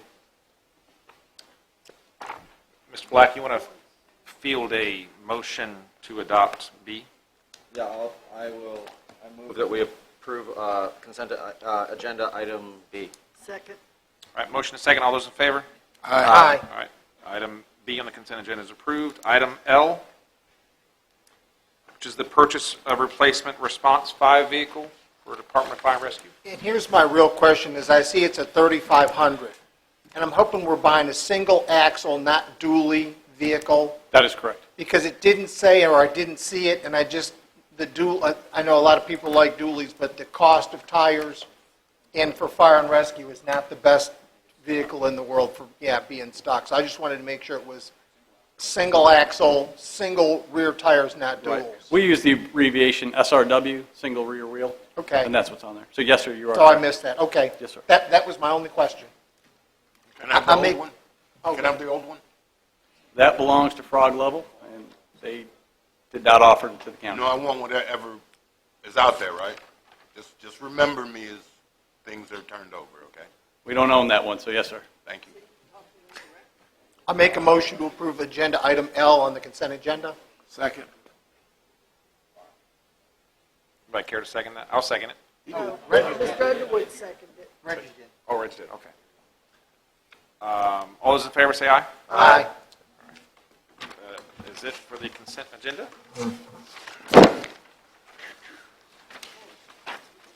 All right. If the board, let's see, we're going to go into public comment. Public comments. All right, with public comments, you are free to come up and speak on any topic up to 3 minutes, as long as the topic is not on our agenda currently, or still has an open decision to be made by the Board of Supervisors. Please address your comments. I'm sorry, what did I say? He's doing public comments now. Yeah, he's right. Sorry. Right. Keep going. If there's not an item that's currently on the agenda for public hearing, you're welcome to speak on that topic. And in all topics, please state your name and your voting district if it's within the county. And I will time you, and unfortunately, when you get to the 3-minute mark, I will ask you to wrap up your comments. Okay. Welcome. I'm actually on the agenda, so it's a thing for you guys to vote on, so I just want to get this out there. So in case you guys have questions later, we can address them. Good evening. Let me open public comment first. All right. Public comment's now open. Okay. Okay. Okay, this is regarding the EMS and police law enforcement memorial. Okay. I just want to say, when I first began this project a year ago, I did so because I felt I was led to do something greater than myself after losing a very good friend to our family, Justin Howard. Justin started volunteering for the Ladysmith Fire when he was just a mere 14 years old. He continued serving for 10 years in different fire and rescue stations around the county. Also, his Eagle project as a Boy Scout was at a playground and planters at the Ladysmith Fire Station. However, after learning that Justin passed away from an overdose, we immediately stepped away from the idea that the memorial would be in Justin's name. We accepted that and kept moving forward because we knew that he would be very proud to have this memorial created at all. In June, I was informed that there was some confusion regarding the rock. I apologize if there have ever been any confusion regarding a boulder.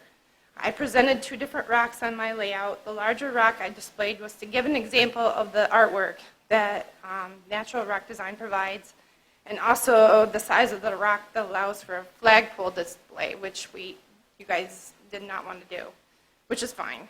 The picture below that picture was a cost sample of the rock that would fit our budget that everybody was happy with. And then the choices that are going to be presented tonight will give you better options of what is available right now for you guys to decide upon. Also, it was brought to my attention there have been some disagreement on the addition of the bricks, which would provide names of families who supported the memorial, and more importantly, vetted members of the departments, retired, past, and still living. I was sad by the fact that the bricks had become an issue due to how we lost Justin. His death is what spurred this entire project in the first place. Without this loss, none of us would be having this conversation right now. Regardless of how he died, his life meant something. I have yet to speak to one person in the county who didn't know him and have great respect for him. I, for one, will always hold him in high regard for what he did in this community in short few years of his life. And I would like to see that these bricks are made available to county residents so they can partake in buying a brick to support their member or to support the cause and make this a community-supported project. Thank you. Thank you. Ma'am, what's your name? I'm sorry, Kara Taylor. Thank you. Pardon.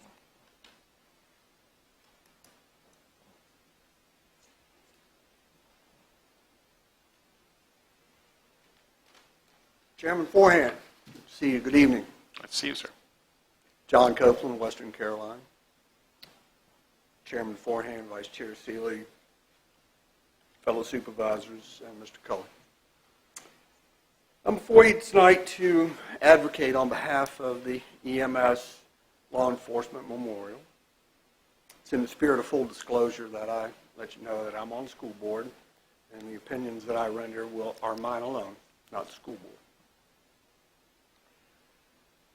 Around the week that mules were retired from patient transport and given to the Postal Service, I started my journey in EMS, and 12 years later as a nationally registered paramedic and a 311th paramedic in the state, I moved on into business.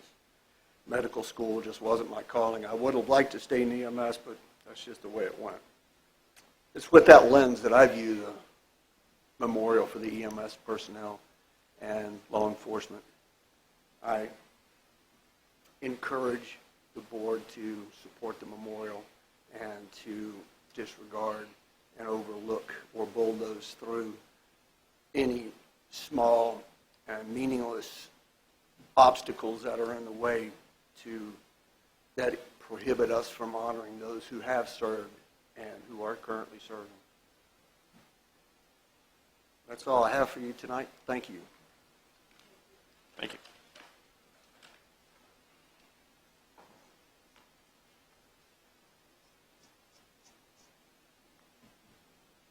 Good evening. Good evening. My name is Sean Kiger, and I'm from Western Caroline. I am the Director of Youth and Missions at Wrights Chapel United Methodist Church. Speaking to you today to encourage you to allow Justin Howard to have a brick in the First Responders Memorial. I think the memorial is a great idea, and as a former volunteer firefighter myself from another county, I know the sacrifice these people make for our county every day. I've known Justin for many years. Even before I moved to Caroline County 6 years ago, I knew Justin from the mission work that he did. I got to know Justin better when my family moved here for me to work at Wrights Chapel. Justin was very involved in our church. He loved helping other people. He participated in mission trips around the state and local mission opportunities. He believed the best way to live out his faith was by helping others. This also translated into his work with the fire and rescue with the county. He started in high school and served our county for many years. Again, he loved it because he was helping other people. Justin was a good person. The unfortunate circumstances around his death does not take away from the fact that he was a good person. And it does not erase all the good that he has done. I believe this memorial will be a good way to honor all he and many others have done for the citizens of Caroline County. It does not celebrate how he died, but it honors the good person that he was. We have a memorial garden at our church that honors the people that have died, that have made an impact at Wrights Chapel. I am happy that Justin Howard's name is on one of those bricks. I'm not asking you to name the memorial after him in any way. I'm just encouraging you to recognize the good thing Justin and others have done for our county, and to give his family and friends a little solace in knowing that the county appreciates Justin's service. Thank you for your time. Good evening. Hi, good evening. Confused me a little bit at the end there. May I comment on the licensing issue? Yes, ma'am.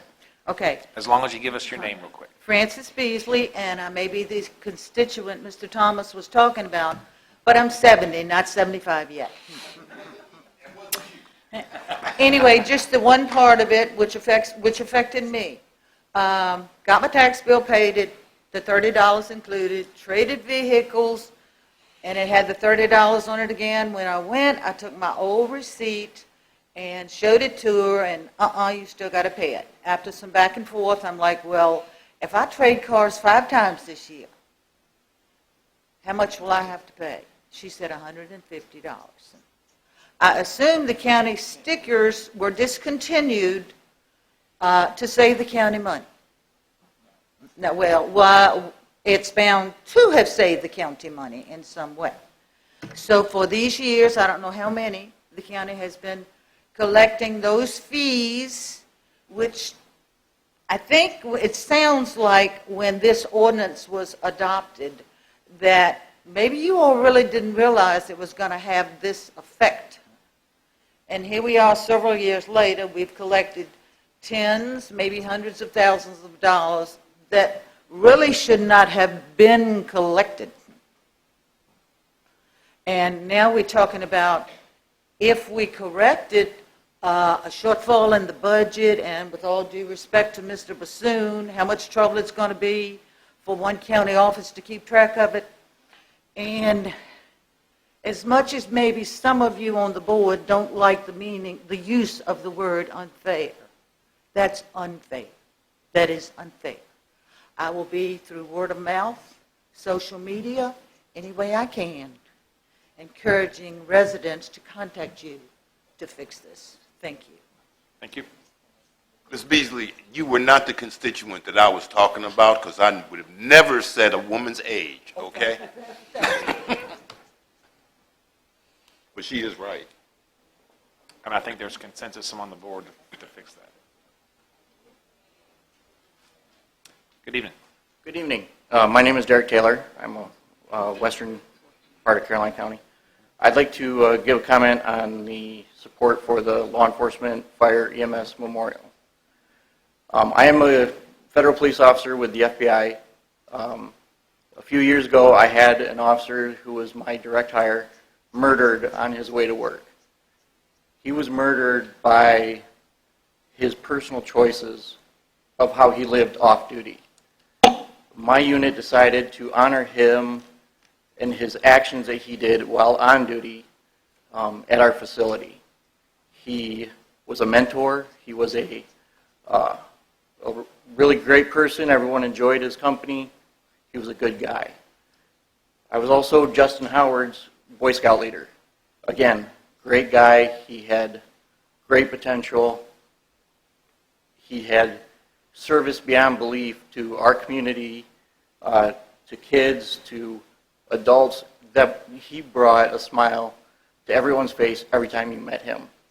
And I just wanted to encourage the ability for family members to honor their fallen, whether on duty, off duty, just to recognize their service in the law enforcement, EMS, and fire department. Thank you. Thank you.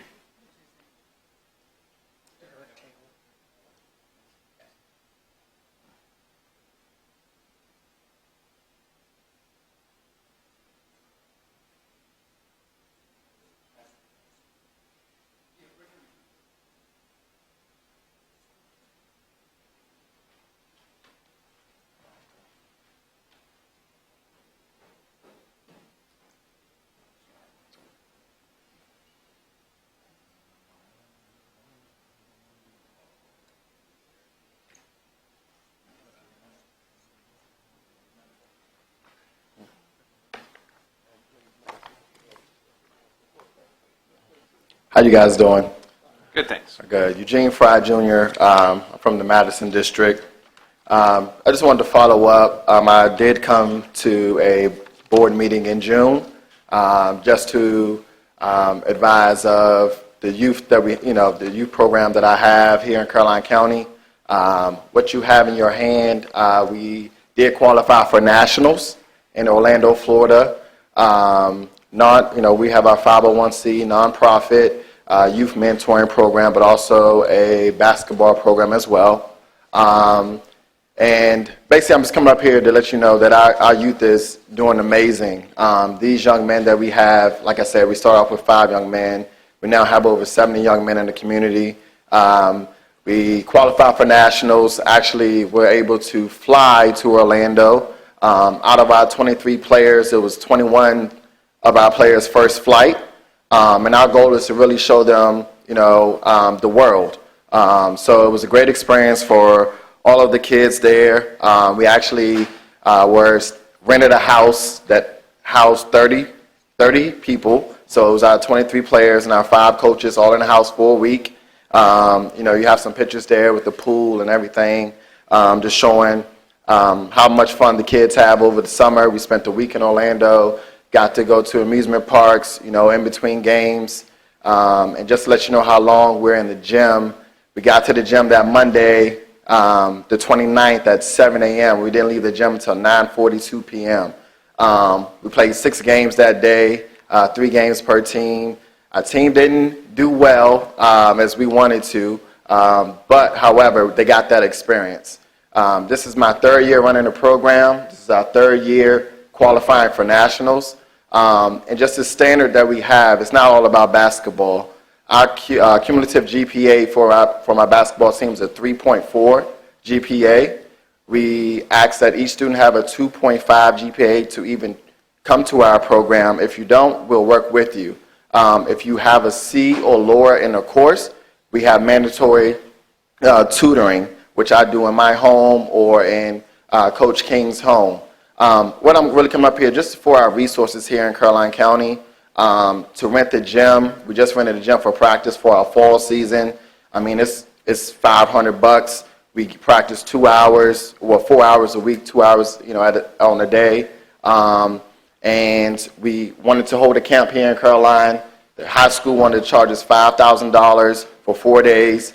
We ended up having the camp at Massaponax High School for free.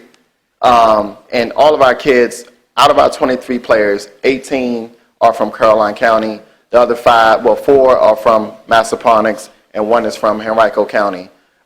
So really just wanted any resources, seeing if we can work together. This is our youth, like I said. The way we flew to Florida, the way we competed in Florida, our jerseys, our gym time, everything is through fundraising. Donuts, T-shirts, standing outside of Food Line and Ladysmith, Walmart and Massaponax. Everything we do is for these kids. And so I just wanted to show you that we're doing great things and just help on the resources if possible for the county. Okay. Thank you. Mr. Fry, thank you very much. Thanks.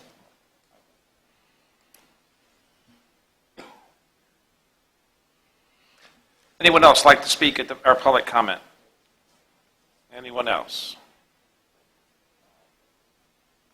Sheriff, you heading forward for that? Okay.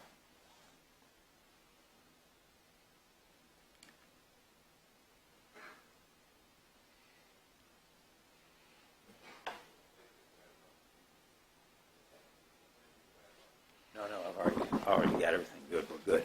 Sheriff Tony Lippa, I vote in the Bowling Green District. I'm sure, first and foremost, I want to thank each and every one of you that did come out for National Night Out. All of our people were there, along with the Chiefs people, and different events had different things going on, which is great. We'll always support National Night Out, so keep us in mind for that. I'll hold my comments as far as the law enforcement EMS memorial. The only thing I'm going to tell you, I guess, on that is we are going to discuss it further, correct? Yes. Okay. All right. Thank you so much. I'll be back. Thank you. Anyone else like to speak at public comment? Anyone else? Seeing none, we're going to close public comment. Mr. Chairman, if I may ask, we've got representatives here from VDOT, and they are the absolute last thing on our agenda. Would the board object if we handled VDOT before we do the public hearings? Any issue with moving item 10 No. in front of item 4? Granted, I'm sure the representatives of VDOT will understand that by moving them up on our agenda, they will also move us up on their maintenance schedules and do. Is that fair, or y'all want to wait? No. And fix all the sidewalks? We're talking ditches, we're talking roads, we're talking other things. You willing to go with that, or you want to wait? Okay. If you would, Mr. Chairman, please. I have no issue with it, as long as the board is consensus. All right, we'll go ahead and move to item number 10. The public hearings will commence This will only take a immediately short after. minute, if I may. I think what happened when we were, and the sheriff and I have spoken, this is kind of a sheriff Mattapanai issue.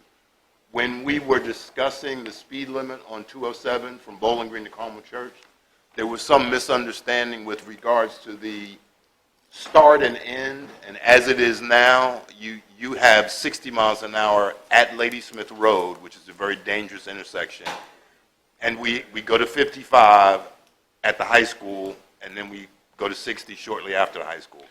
According to the sheriff, he cannot enforce the change in speed limit without signs that say reduce speed limit ahead, and since I'm kind of a math nerd, if you go 12 miles at 60 miles an hour, it takes 12 minutes. If you go 12 miles at 55 miles an hour, it takes 13 minutes. Yeah, I did the math. So the reality is we might as well just go back to 55 from Bowling Green to Carmel Church, especially since we've got the dangerous intersection and then the high school, unless you just want to do 60 past the high school to Carmel Church. If you wouldn't mind, come up to the mic. Well, there's more than one issue with there's also an enforcement issue. That's what I said. So, The sheriff said he couldn't enforce it. right, it's not enforceable, and I will add, we had a wreck at Lady Smith Road last week where a vehicle was turned over in the median. I don't know if anybody was hurt majorly, but I know they were transported. That's part of the safety issue, and if we could, we'd make it 45, but what do you suggest? If it please the board. Yes, sir. I'm Robbie Prezioso. I'm the district maintenance engineer for the Fredericksburg district. Your normal representative, Ms. Keenan, she's been with VDOT almost a year. We let her take a week off. Happened to be this week. She apologizes, sends her apologies for that. When this information was shared with me, I have to say I'm a little bit unprepared other than the conversation I've had with Sheriff Lippa tonight, because all the conversation I had earlier was about speed limits on 301, speed limits on 301, speed limits on 301. I talked to Sheriff Lippa tonight, and we were talking about the lower end, 207. I understand the concern being brought forward about, to some extent, it's consistency. Either we're 60 miles an hour when we get south of Bowling Green, or we're 55. If we're going up and down, I can understand that there's a concern there. What I'd like to do is go back to my traffic engineer, express the concerns that you've raised as far as making sure that if we're going to have the changes, Sheriff Lippa's asking for to make sure we have the reduced speed ahead signs in there. As far as it seems to be a concern with enforcement, and I can research that as well. But the other piece is I know if we're going to be consistent and we're either 55 or 60, what I think I may have briefly heard in the conversation is the preference would not to be 60 miles an hour going through the school zone. It's Correct. not 60 now, but it's Correct. 60, 55 school zone, then 60 again, and Which seems, what I'm hearing and what I'm hearing from the sheriff is undesirable. Yes. And I'm getting a general consensus from the board. Is that correct? yes. And our preference would be to go back to 55 the way it was, which eliminates the enforcement issue he has, the need for extra signs that you would have. And it only costs 59 seconds. Right. So what I can commit to you, since I came a little bit unprepared, I was looking on the other side of Bowling Green, between Bowling Green and Port Royal, when I was asked to come to you tonight. I can go back and we can investigate it, and I can make sure that Ms. Keenan is ready to be able to have that conversation with you next month. And if possible, if we're able to make the change, we'll communicate that and make the change. If there's some reason I'm not able to, that VDOT's not able to make that change, I'll make sure she's prepared to be able to discuss that next month. Okay. Ms. Long? Ms. Long, your mic. Would you please relate to your staff and to Lynn Keenan my thanks? We had a misplacement of a speed sign at the other end of 301 near the town of Port Royal, and I had a school bus stop. It was 60 miles an hour, and we needed to get it moved before the first day of school, and they did. And I really do appreciate that. I've already gotten 2 calls from parents saying, thank you very much. And I said, thank VDOT, because they pushed it and got it done. Thank you. So, thank you. We will pass that along. Thank you. Now, Mr. Chairman, before he leaves, let us let them leave with the understanding that we would like to go back to 55. Unless there's some issue with going back to 55, then you come back. But we are saying we would like you to go back to 55. I will say it is my fault that the ordinance that we passed was wrong. It's my fault. I didn't pay attention enough. But we would like to go back to 55, and all you have to do is remove those 4 or 5 signs that say speed limit 60. If you can't do that, then she will come back next month. Mr. Thomas, I've been advised that we would have to vote on it as a board. Well, I make the motion that the board say we go back to 55 from Bowling Green to Carmel Church. Okay. Second. If we're open to adding an agenda item, that's fine. Well, we're just killing his his Okay. concern. True, okay. I agree with you. I mean, All right, we have a motion and a second. All those in favor of, if feasible, reverting back to 55 miles an hour between Bowling Green and 95 interchange? no, between Bowling Green and Carmel Church. Carmel Church. It's Oh, no, 45. it's not even to Carmel Church, it's actually to, Where it goes to 45. It's To the Dry current Bridge. speed zone there where it goes to 45. It's Belmont. Enterprise. It's Belmont, yeah. Okay, so that's All the right, motion. all those in favor say aye. Aye. Any opposed? Okay. Just formality, just in case it's needed, it's done. And Mr. Chair, what we'll do is we'll make sure, and if it's possible, we will, and if not, we'll make sure we come back with a ready explanation. Thank you very much, sir. You've done a wonderful job. Thank you, sir. Thank you. All right, with this, we'll move into our public hearings.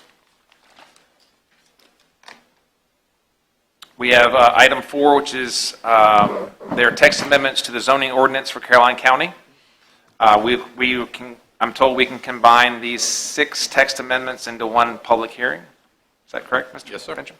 Okay, the floor is yours. Mr. Chairman, members of the board, your first set of public hearings tonight, which is Mr. Forehand indicated, are TXT 01 through TXT 06 2019. Collectively, these text amendments are intended to provide us some assistance in the economic development efforts of the county.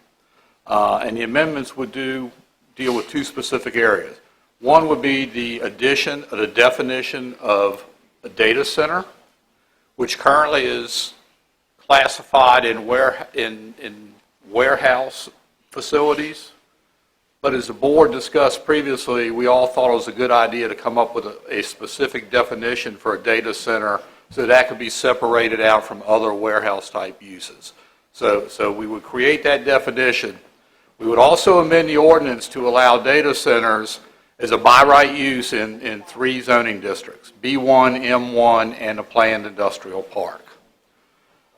The second aspect of these amendments would be to allow B1 uses in the M1 zoning district subject to certain sets of standards. Your by right B1 uses would be allowed as by right B1 uses in an industrial zoning district. Your B1 special exception uses would be allowed as a special exception use in the M1 district. And along with that would be development standards for those B1 uses, which gives some clarification as to how that would apply at M1. For example, there would be a cap on the amount of acreage that could be devoted to B1 uses. There's a little table that's included in your staff report that kind of shows how those standards would be applied for B1 uses in the M1 district. The Planning Commission did hold a public hearing on these amendments and forwarded them to the board with a recommendation of approval.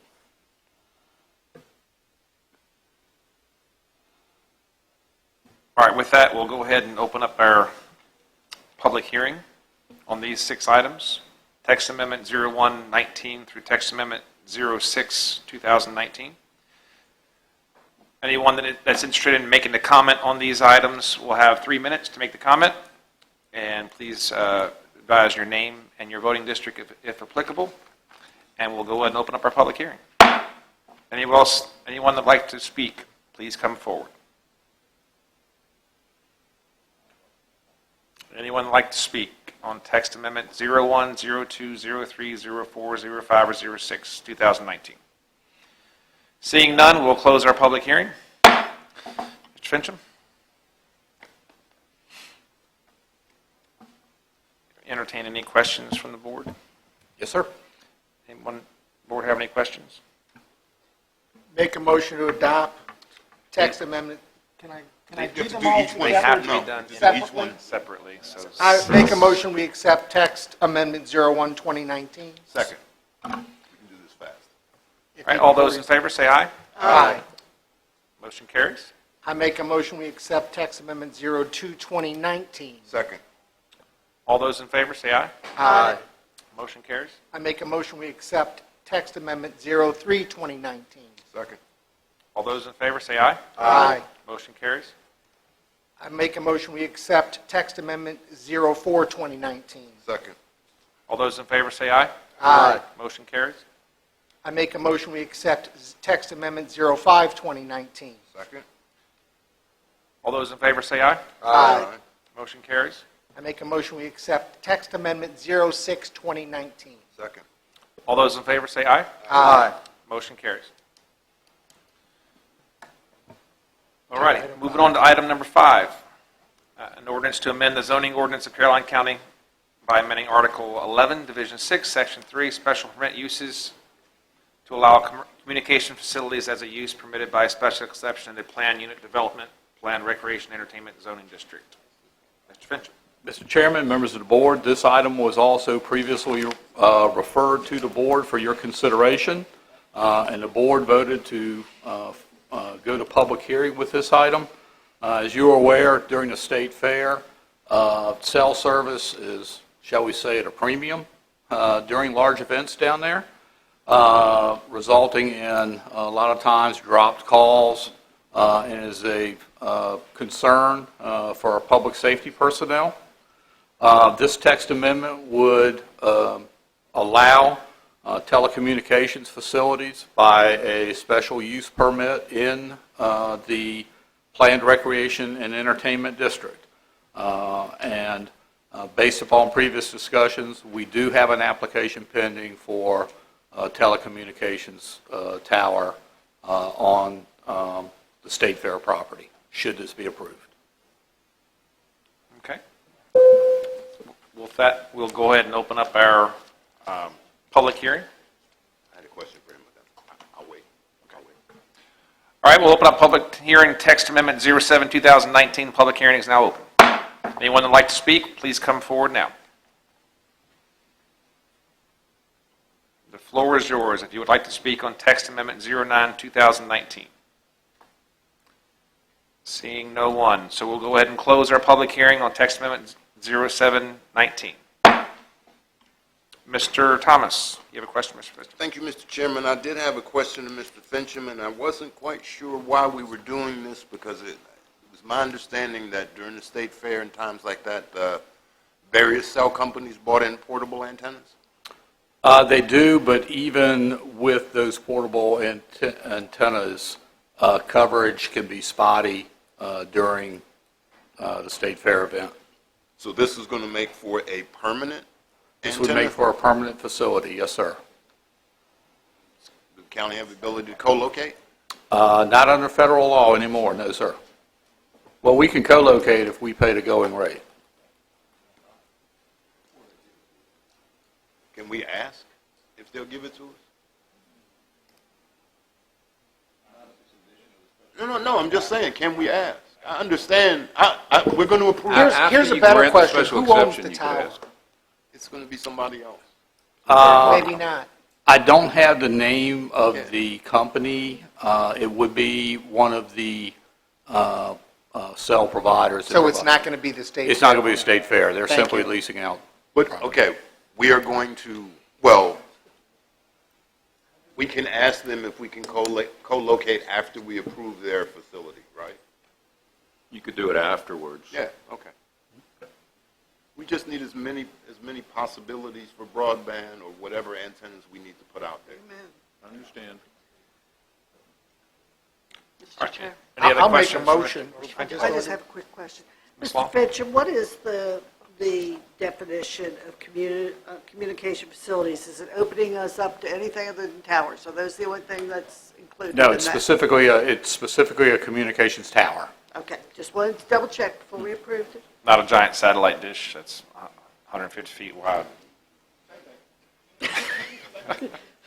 Chairman, Mr. Underwood. I make a motion that we approve text amendment 07-2019. Second. All right, we have a motion and a second. Any other questions or discussion? All those in favor say aye. Aye. Any opposed? Motion carries. Mr. Forehand, Yes, to sir. answer Mr. Seeley's question, it's T-Mobile. Okay. Should also help out with King's Dominion service.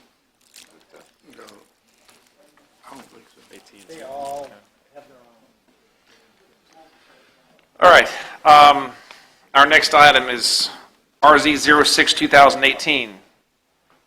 William and Betty French owner, Stephen Brown, Marshall Automotive applicant.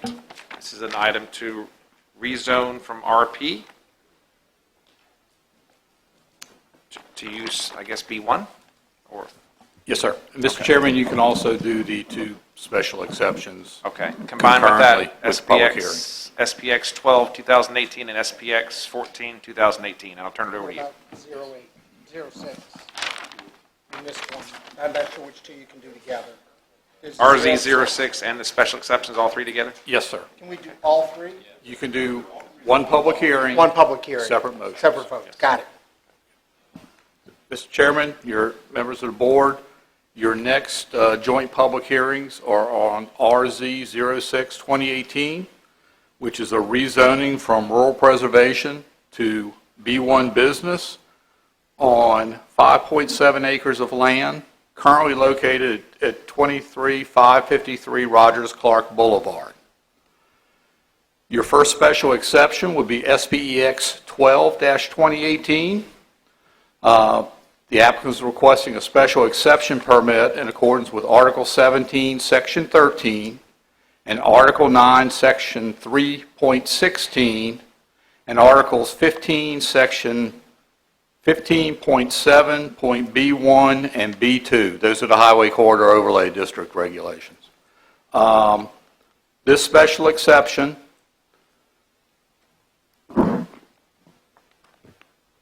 is for used automobile sales, which requires a special exception permit when not associated with new car sales, strictly used cars. And also to allow the storage and display of goods in the required front yard. Your second special exception, SPX 14-2018, also for William and Betty French owner and Stephen Brown, trading as Marshall Automotive applicant, are requesting a special exception permit in accordance with Article 17, Section 13, and Article 9, Section 3.20 to allow motor vehicle repair service. This would allow the applicant to provide minor auto repair services to the public in addition to the used car sales and repair of their vehicles associated with the used car sale facility. The Planning Commission held its public hearing on these three items and actually deferred it several times to work through a number of questions and concerns that the Planning Commission had. At the end of the day, the Planning Commission voted 3-1 to forward this recommendation for these three items to the Board of Supervisors with a recommendation of approval subject to the conditions that are contained in your staff report. Fincham, before you do the public hearing? Mr. Thomas? Mr. Fincham, you said the Planning Commission voted 3-1 for the approval. Yes, sir. Who was the one abstention? That was the Mattaponi District representative. So the representative of the district where the rezoning was in voted against the rezoning? Yes, sir. Thank you, sir.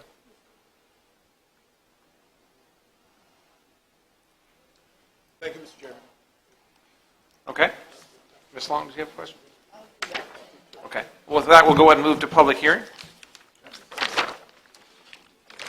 Like the previous ones, you'll have 3 minutes to speak on this topic, and we'll ask the applicant or representative to come and speak on it first. All right, public hearing on SPX, the combined SPX 12 and 14, 2018, and RC 06, 2018 is now open. Mr. Mans, the applicant first, he said.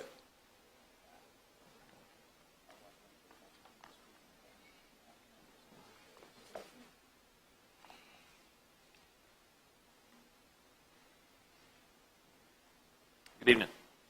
How y'all doing? My name's Steve Brown. If you would like, this is your opportunity to say what you would like for us to, as we consider this. Okay. Well, I think it all states in the application that they gave you. We've had several meetings with the Planning Commission. We've tried to pull everything together. We've tried to solve all the issues. And I think we've solved all the issues they had, which was the big one was obviously turning into Thornburg, and having a bunch of used cars that don't work parked out back, and how they kind of accumulate over time. And we eliminated that problem, I think, to the Planning Commission's satisfaction. Just a correction, Thornburg or Carmel Church? No, Thornburg. Well, they don't want Thornburg Okay, I see. to look like Thornburg. Understood. So we got rid of all of the cars that I guess would become junkyard material, so that the place would always look like it's supposed to, because it's a B1 district rather than whatever district a junkyard is in. Sure. But I think we solved that problem. Okay.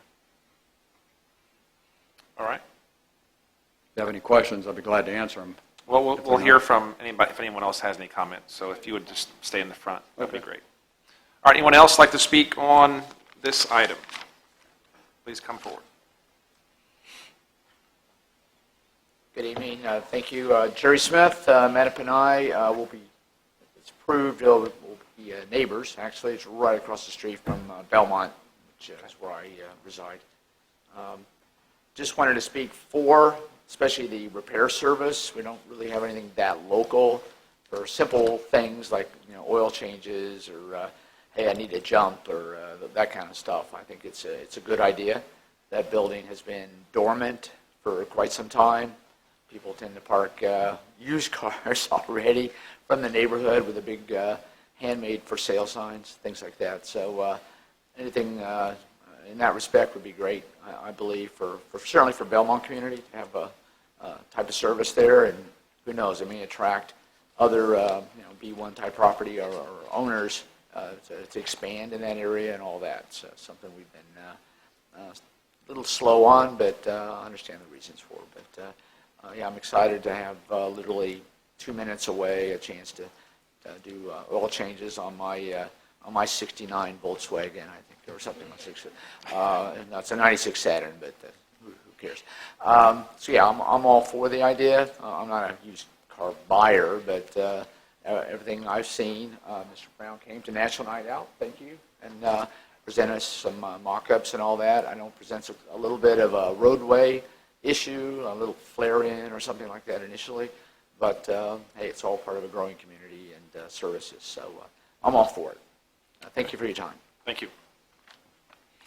Anyone else like to speak on this item?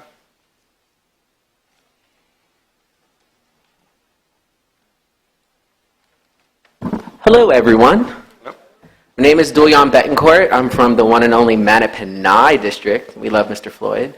And I am a part of the board of directors for the HOA for Belmont, and I also run the community Facebook page. So with that being said, there were some questions, or I guess I should say concerns, that some of the residents had with the new use.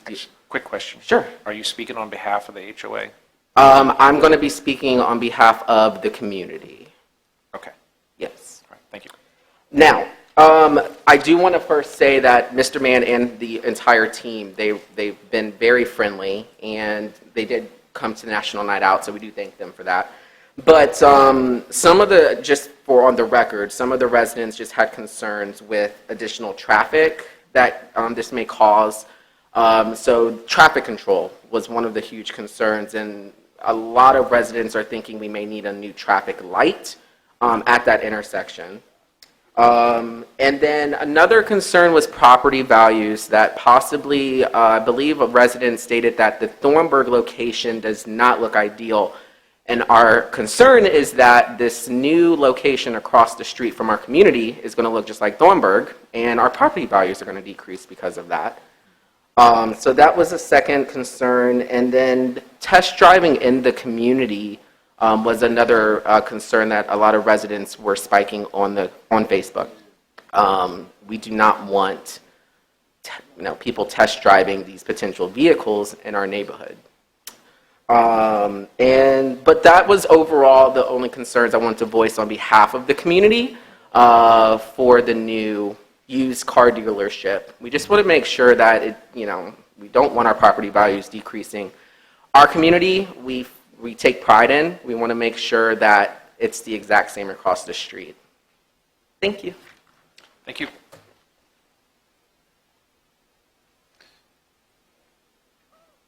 Anyone else like to speak on this, on any of these three items? Anyone else? All right, last call. And with that, we will close our public hearing for RZ06 2018, SPX 12 2018, and SPX 14 2018.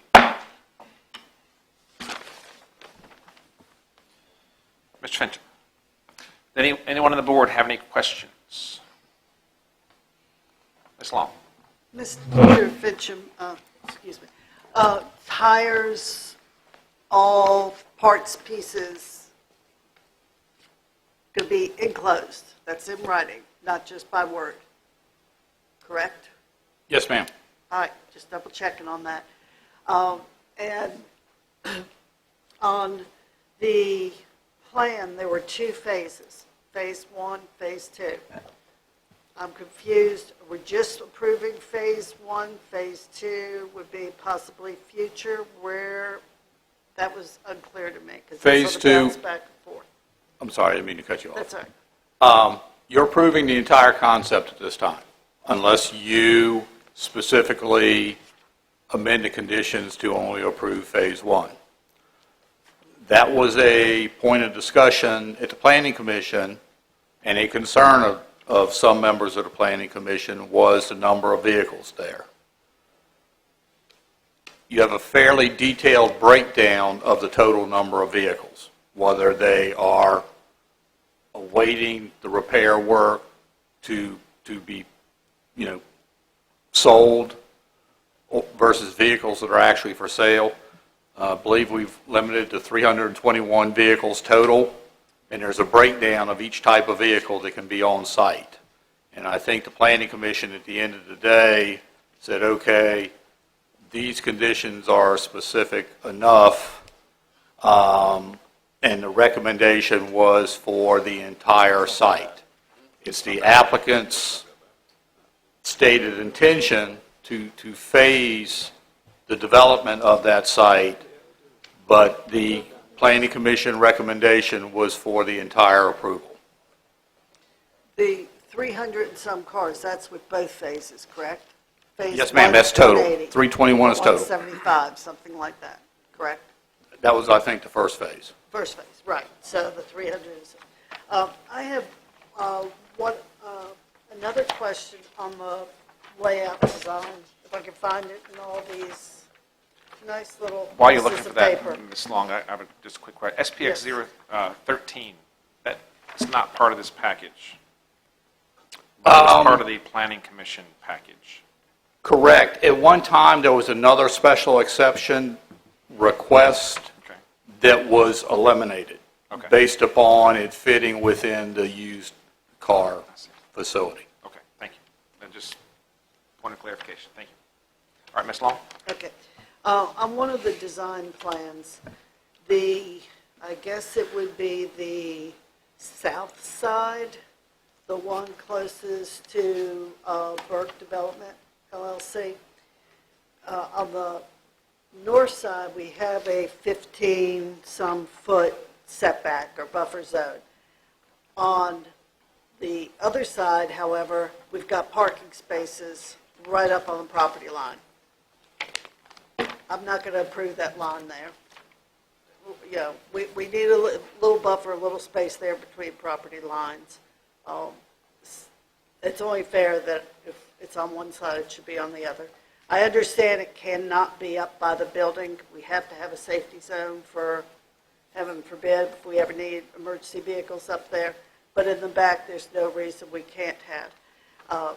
And then the other question I had was I called today about phase 1, phase 2, and was wondering about the trailers.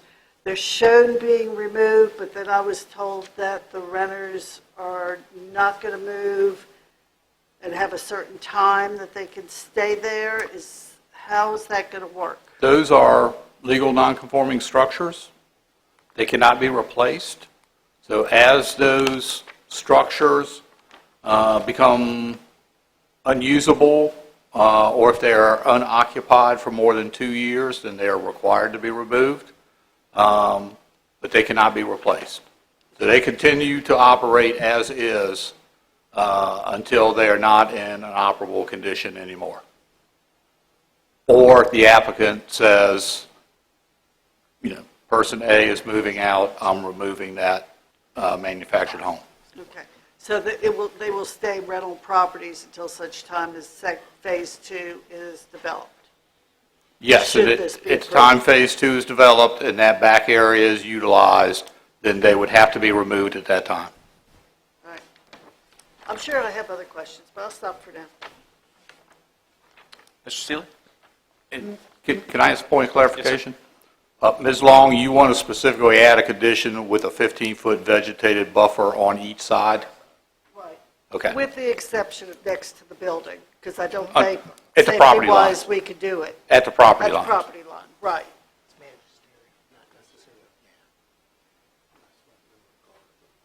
Right now, I realize the property next door has vegetation, but if it develops, it may not. We'll need that 15 feet. Mr. Seeley?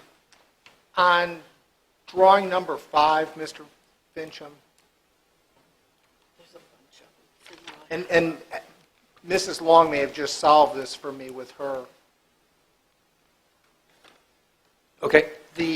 And I've got this upside down to sort of orient myself, so I'm looking at the left side upside down, which should be the right side if you're looking at it right side up. So that would give us an actual 15, would that be 15 feet between the building and the property line? What is that distance? No, all the way down the whole side of the property where Mrs. Long had them remove the parking spaces. Just over 30 feet.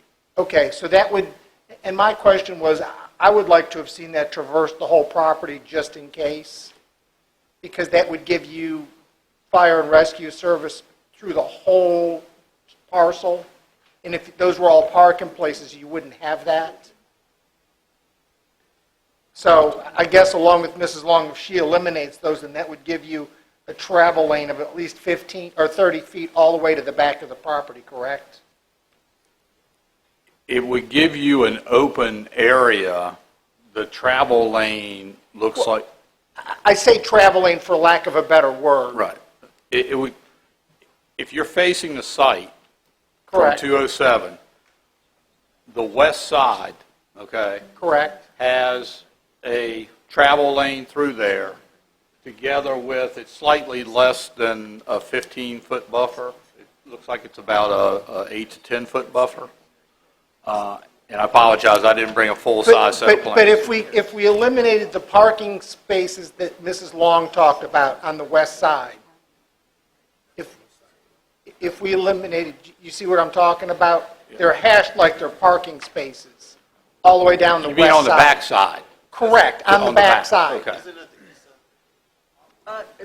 No, it's, as you're looking at it, it would be at 207, it would be the west side. The left or the right side, as I'm looking at it? As you're looking at it, it would be the right It's side. going to be the right side. Yeah, it'd be the right side. Because north-south. I'm just looking for the ability to traverse the whole property.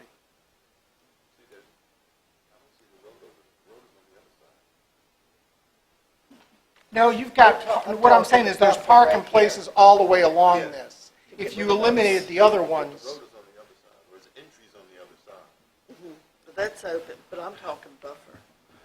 and I'm just talking, I'm just looking at being able to traverse the entire property with something more than 15 feet. Your typical travel aisle between your parking spaces is 24 feet.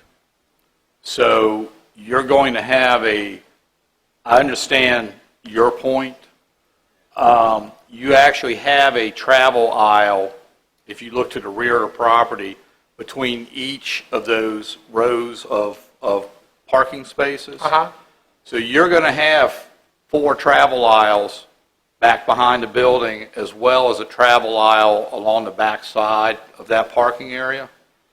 So I think from a fire perspective, and I would let the chief answer that, or the building official, but I think from a fire protection perspective, the layout is probably adequate for your 360-degree access around the building, particularly since we're not putting parking on the west side of the Okay, building. with the, that's what I said, with the parking gone. Right. Okay. Mr. Underwood? Mr. Fincham, I'm just looking at the maximum number of vehicles. 321, that's a lot of vehicles. Yes, sir.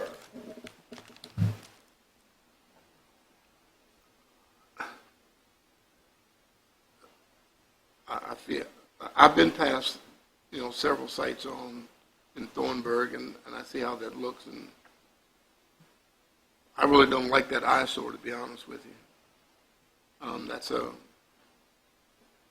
We're constantly developing this corridor. I'm just not sure. I have some concerns. The number, and I'm not sure it fits, but I think the number is way too many vehicles, way too many vehicles. So I'm concerned about the number. Mr. Chair. Ms. Long? Could the applicant tell us about the price of vehicles, used cars? I mean, they're used cars. I buy used cars all the time. I like pre-leased cars. I don't have to pay that drive off the lot $3,000 drop. But there are used cars that are in the thousands, and there are used cars that are $500. So do we have an idea as to the price range, Mr. Brown, that you'll sell at this facility? Yes, ma'am. They're all 5 to 10,000 is the main range. Are you considering, or have you considered looking into being a dealership with a brand? You talking about a franchise dealership? Yeah. I wish. If this goes well? Pardon? If this goes well? Well, if this went well, that would be possible, but that's a whole nother league. But you would not sell cars that were... I wouldn't be a junk dealer like what you're referring to as the Thornburg dealers. Okay. They're called junk dealers, metal movers. And all your vehicles, except for the ones on display for sale, will be not viewable from the road? All the vehicles that are not ready to be, yes, ma'am, the for sale cars, which means they're already detailed, they're inspected, they're ready to sell, you could come in and buy it right now, are on the left side of the building in the 2 rows and 13 cars on the front. Everything else would be in the back and behind it. But that's why we also put that exception in there, that any car that's got any kind of body damage, missing a hood, a fender, a tire, or whatever, would have to be inside the building. There can be no junk cars, no salvage cars, no parts cars can be on the property at all. And that sounds like it's just not part of your business model to do major, you're buying... I hate the junk business. Yeah. And I think there's adequate, looking at the conditions and the discussions, it looks like there's adequate conditions to prevent that. And Mr. Fincham, this is going with the property. So if it gets transitioned, we approve this today, something happens, and 6 months from now it gets sold, these conditions go with the property, correct? The Planning Commission recommended a condition that it be issued strictly to Marshall Automotive. So if some other entity came in and bought him out, they would have to amend a special exception permit. What's the advantage of doing it that way versus staying with the property? We're going through all this effort That way we maintain to rezone it. I think that was one of the Planning Commission's concerns going back to the images of used car dealerships and making sure that there was, trying to make sure there was adequate protection to the county for this use at this location. It is going to be a highly visible use, as that concern has been expressed. It is right across from Belmont. The rezoning itself has no limitations, so any by right use or any special exception use allowed in the B1 district that may be granted by the board can also be conducted on this site. Okay, so the rezoning is with the parcel, and it's just the special exceptions are just for Marshall? The Planning Commission recommended that those be issued specifically to Marshall Automotive. But give us some examples of B1, of by right uses. Fast food restaurants, grocery store, office buildings, Insurance? agency, Medical? medical offices. Hospital would be a special exception use, for example. Truck stop is a special exception use. But approved under B1. Yes. So basically, all your B1 uses, whether by right or by special exception, are available for use on that site, in addition to the SE for the car sales. You ready for me now? Anyone else have any other questions? Mr. Thomas? Thank you. And I appreciate you saving me for last as the one who has the district. Mr. Fincham, you said when this was going through that there were certain standards of appearance that you put into the project? Yes, number one, it's in the Highway Corridor Overlay District, so you're subject to the HCOD landscape standards. There is the architectural rendering that is conditioned as part of the Planning Commission's recommendation. The rendering that's in the back of the room, which is also in our packet. Yes, Same sir. one? Yes, sir. So that's what they're saying this facility will look like. And that's what we're saying with the conditions. And that's what the conditions say the building will look like. Yes, sir. All right. And I look just like Denzel Washington, so what are you going to do about it? What happens Then they're if- in violation of the SE, and you can revoke their special exception permit. And we haven't really done that a lot. I mean, No. I know I've done it once, but, And it's been done twice that I'm aware of. okay. All right, thank you for that. They also have to get a zoning and building approval. Right, and then we've got a review as part of that process. All right, thank you for that. Mr. Brown, can I ask you a question or two? Is this your first facility? No, sir. You own other facilities? I don't own the others, I rent them. You rent other facilities? Rent 2 other facilities. Where are they located? One's in Stafford and one's in Fredericksburg. What do they look like? Not as pretty as one I own. Where's the one you own? No, I said not as pretty as this one, which this one we would own. Oh, not as pretty as... The others are rent, we pay rent. Okay, not as pretty as what you hope this one will look like. Absolutely. Okay.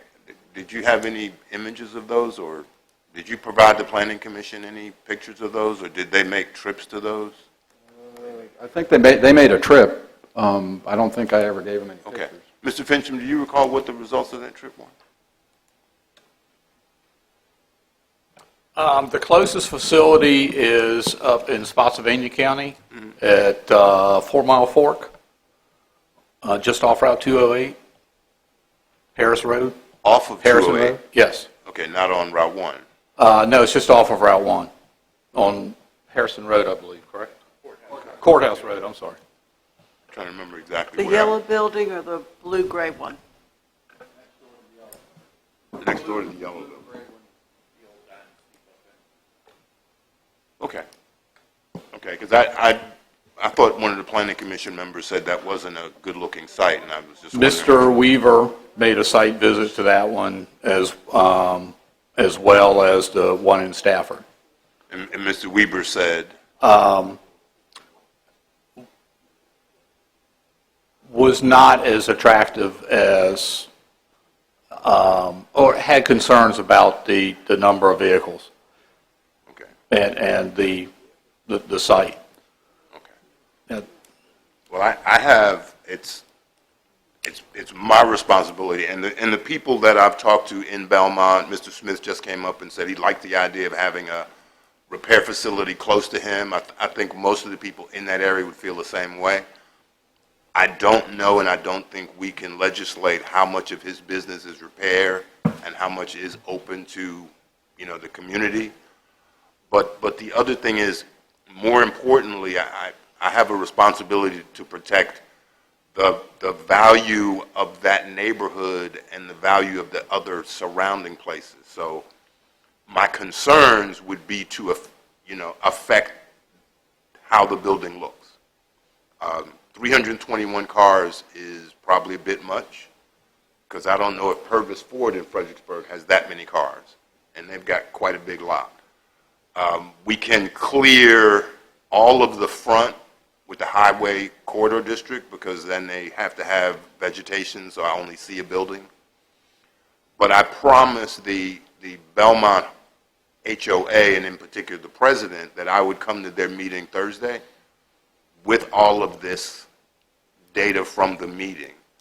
So I would like to keep my promise and do that while the board considers whether we want that many cars in an intersection that's kind of crowded as is.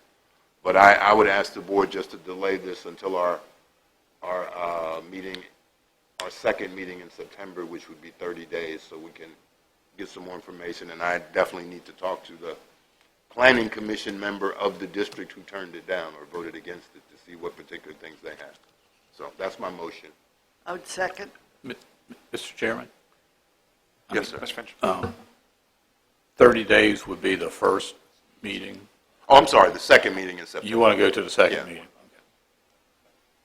Yeah, we have a year before we have to take action, so I'm just saying do it in September. That'll give me not only this meeting of the HOA, but I would have, in case I missed it, another meeting of the HOA. They meet on the third Thursdays, and we meet on the fourth Tuesday, so that would work. I'd have two chances if I didn't make it this Thursday. Thank you, Mr. Chairman and Mr. Fincham and Mr. Brown. I appreciate it. Okay, we have a motion, and I believe, Ms. Long, you seconded that. Any other discussion? And your motion, Mr. Thomas, just restate it for my benefit, please. The motion was to delay the decision on RZ 06-2018 and the special exceptions until September 24th, which is our second meeting. That gives me two chances. You would defer this, any action, until the second meeting in September. Correct. Okay. And Ms. Long, you second that? Yes. Okay. All those in favor say aye. Aye. Any opposed? Motion is deferred until the second meeting in September.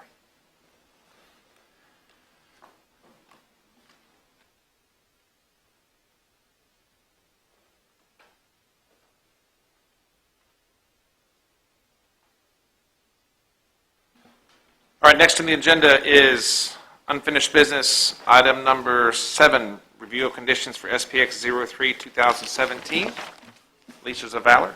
Mr. Fincham. Mr. Chairman, members of the board, if you will recall, this item was deferred from, I believe it was your April meeting? March or April, yeah. March or April, to allow the applicant to complete a site plan. The applicant, we did receive an engineered site plan, basically reflecting the current conditions on the property, not any future plans for the development. That site plan is ready to be signed off on by staff, and upon us signing off on the site plan, the applicant can then submit his permits for the occupancy of the buildings, and would be in compliance with the special exception. Okay. So, Mr. Seeley? Now, they've brought in a large manufactured structure. Is this part of leashes of valor in the engineered? Yes, yes, sir. And that can be used as what? That could be used as the, based on the site plan, for their dogs, as well as any storage like food or any other materials related to the to their operation once they get their change in use permit from our office. But that's not a dwelling for anybody to stay in. And they can keep dogs on a wooden floor in that structure? Mr. it Whiteman's be- got his hands up. No. I did the final inspection. They actually have 3 kennels in the back. They rubberized the floor. They're storing food, like Finch said, food and dog training equipment in there. And they've also rubberized the inside walls. So there's no habitable space in there. Don't go away. Heating, air conditioning, ventilation, water. I'm sorry, Ms. Long? Do they have heating, cooling, ventilation, Yes, ma'am. They have a mini. water access? They have a mini split that does heating and cooling, and then the dog bowls are in there. There's a yard hydrant right outside of the structure, so I'm sure they're filling it there. But it was well put together. Okay, gotta Yes, take ma'am. care of my pooches. Oh yeah, You know, we gotta watch our they four-legged got dogs. guys. They're taking care of dogs. All right. Yes, ma'am. And as Mr. Whiteman said, please refer to me as Finch. That's Mr. Finch. They had a 1-year review. Yeah, that was Yes. up in April, and we deferred that review. Until now? Well, We're calling this the review, or? Yeah, yes. You continued the review until tonight for the site plan. Can we continue the review for another 6 months? Oh, Because they're yeah. just now coming with the site plan? Or you, is there an annual review, or does it go to It's 2 every- years It after? goes to That 2, was- and I was going to say That maybe was we my should do it annually. question. It says after the first one, every 2 years, since they failed their first one, I think. I We would say need the to go review with period one. goes back to the original date, so we would bring it back to you I can live with in that. 18 months. No, a year from when they were supposed to be due. We just gave them a grace period. Wouldn't it? Well, this would in effect be your complete 1-year review. What they're saying is that we want to go back to annual since they missed their first annual by, Yeah, they don't get 2 for doing it wrong the first time. I can bring it back to you, I think it would be unofficially in 12 months. Yeah, you If can- you actually want to amend the condition itself, You have to then have a public hearing and advertise it. You can't change the review. you would have to go back through the They public could hearing. agree to it, though, since we were nice and didn't pull their special permit. You can't, No? no. No? but you could extend this review like you extended the last review. No. I think you've got a 2-year, you've got a 1-year review period without looking at the actual, I'm just looking at the report summary. You've got a review 1 year from the date of approval, which you put off until you could get the site plan. That has happened now. So that's a done thing. That condition has been met, and that review is tonight if you want to do something about it, but you can't extend it. I don't think you can extend it again because the condition has been met. So you now have a review period in Every 2 2 years, and I would argue that it's 2 years from that initial date of approval, so you're some months into that already. Yes.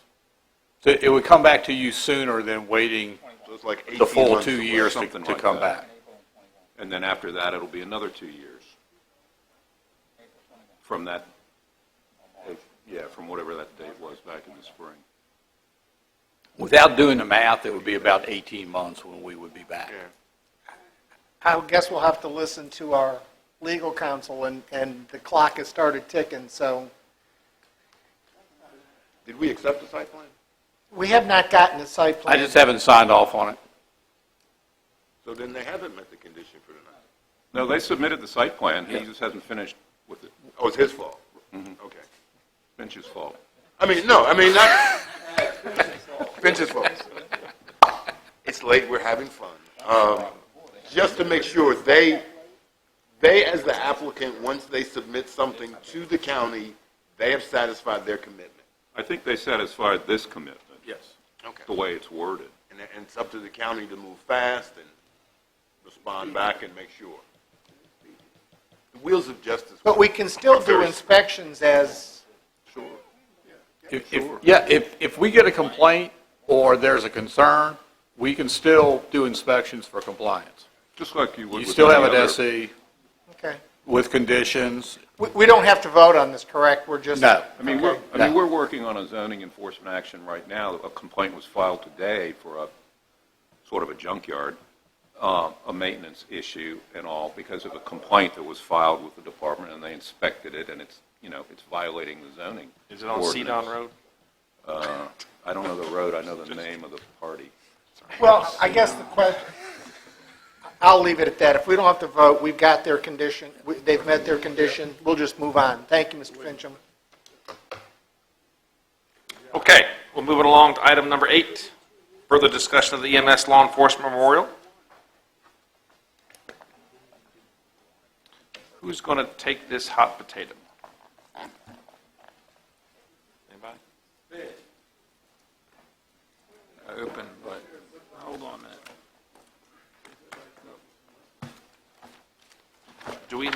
Does the board need a break? I can use a break. I drank 2 Coca-Colas. Where's Lippa? Yeah, we may as well take. Okay. All right, we're going to take 5 minutes to gather our stuff and take a quick relief break. I have it 9:15, so again, I want to make this as short as possible, as close to 9:20 as we can. Short recess. Yankees are winning 8-2. All right, we'll go and reconvene and run into item number 8, the EMS Law Enforcement Memorial. Mr. Chairman, members of the board, we put this back on the agenda because we were at what would be basically a standstill as the committee and as the county as far as Mr. Schiebel and what we were supposed to actually try to do to complete this, because there were some varying opinions among board members as to what the original concept was and to where we had sort of ended up as a committee sort of backing away from putting names on the bricks or having anything, just having the pavers put down and then having the rock, which was more like a sliced slab, which we wanted to show you what those things look like to make sure everybody was on board. It's not that we had a problem with it, we just wanted to make sure everybody was on board. But obviously our big issue is, we had developed some criteria for the purchase of the bricks. We hadn't really come up with the amounts that those would be to sell those bricks, but criteria for what you'd have. We, in general, didn't think that just anybody should have their name on there, that you should have had hours of service, years of service with either law enforcement or the career staff, or a number of hours volunteering to be able to get your name on the brick, and we had put some of those up.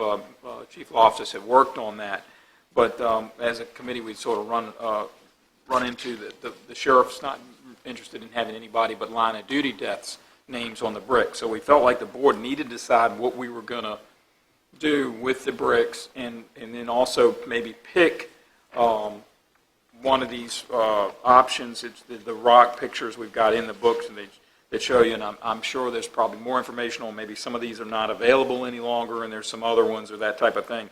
But just so you can see, it's not really a boulder. It's more of a sliced slab of rock that would then have the engraving of the 3 different seals, the law enforcement, the fire and rescue, and the dispatch seal in it.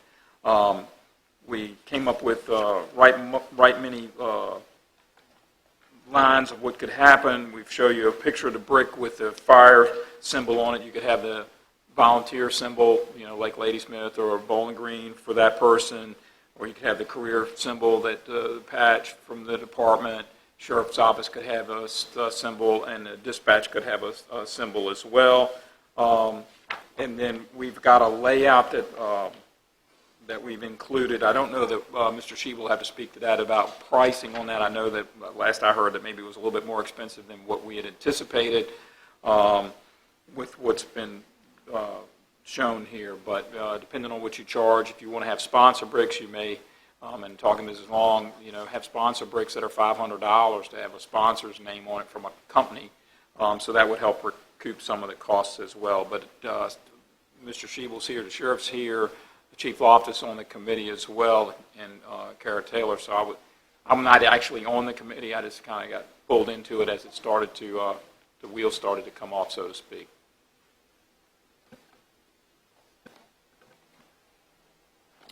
Okay. Just a few things on the design. Good evening. A few things on design. We hired Mr. Weaver to kind of lay this out so we could actually have something that we could present to contractors to get pricing. So Mr. Weaver has kind of laid this out. This is still his draft. We got this the night before the packet had to be out, just so this, because it was on the agenda, trying to make sure you had something to look at. His design's a little bit different from what we'd kind of presented to the board, and I just want to walk through that real quick. One, it's a little bit longer. It was a little bit longer for a couple reasons. One was to try to move the monument and the flags a little bit further away so that it was more in the open. So if you had a ceremony, people could actually be around it instead of being kind of secluded inside of all the plantings. So this kind of moved that out a little bit. It also took into effect handicap access and actually has a curb cut there next to the vehicle and made that more accessible to be able to come in. And then we've also got 3 raised areas where we actually do raised flower beds and then one for the existing tree that's out there. And the purpose of that is to, one, to provide some depth in the actual landscaping that's there, but also to provide not only the aesthetics, but ease of maintenance. When you've got your mulch that's then being retained and weed eating around that, you're not mixing all that in back and forth. So it did lay out a little bit different. We do have some footings that would need to be put in under this design. There is about 5,000 bricks that could be etched. So, I mean, there's a large quantity that are there. Ma'am? It is a lot of bricks.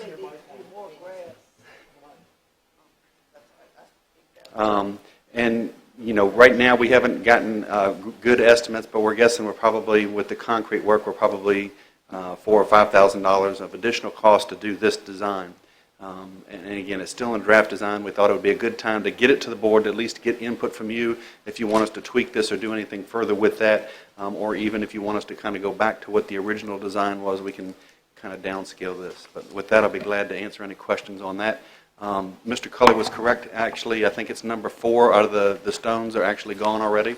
And it's kind of, they've got them for sale, so if somebody buys them, you know, if we can't make that decision tonight, that's fine. If we can get direction on kind of a sizing, we can send those out and try to get a consensus on that, or try to bring something at the next board meeting if you all make a decision on what that might look like. All right. Mr. Seeley, you have a question? Okay, what does this do to the garden club's garden, the ornamental Japanese maple, and then there's already an oak out there that's been there for forever? So what are we doing with the existing? Because it's not clear to me what... The line of oaks stay where they're at. Okay. They're actually, if you actually look at the rendering, the line of oaks are actually beyond on the grass line here. Okay. So it's not in there. The existing plantings, we're going to try to use some of the existing plants that are there, and they'll go into the larger, almost like a figure 8 kind of a flower bed on the upper side. The lower side with the green tree is actually the maple tree. So that's actually, so that is staying. That is staying, correct. How much space is, I mean, it's hard to tell, there's no dimensions, or if there is, my eyes don't see them. There's not dimensions on this one. Just curious how big the dimension around the Japanese maple is, and I can't even begin to guess. I need someone's glasses to read that. I think it actually, It's 12 feet, I think. I can't read it. Well, It it just says says 12 inches high brick Oh, planter. okay. But it also says at the bottom not to scale. Yeah, I can't. It's about 40 foot long from the end of from the curb cutout to the other end behind the flagpoles is about 40 feet. So you're probably 7 feet in that diameter or so, I would guess. And it's the cutout's actually going to be bigger than what the tree currently is. So it's not going to overhang existing or the new brick. It would be within inside of that. Okay. Mr. Shebel, based on the picture we have, the building itself is at the rear of the car? Correct. Okay. Mr. Shebel, having 3 flagpoles the same height, Yeah.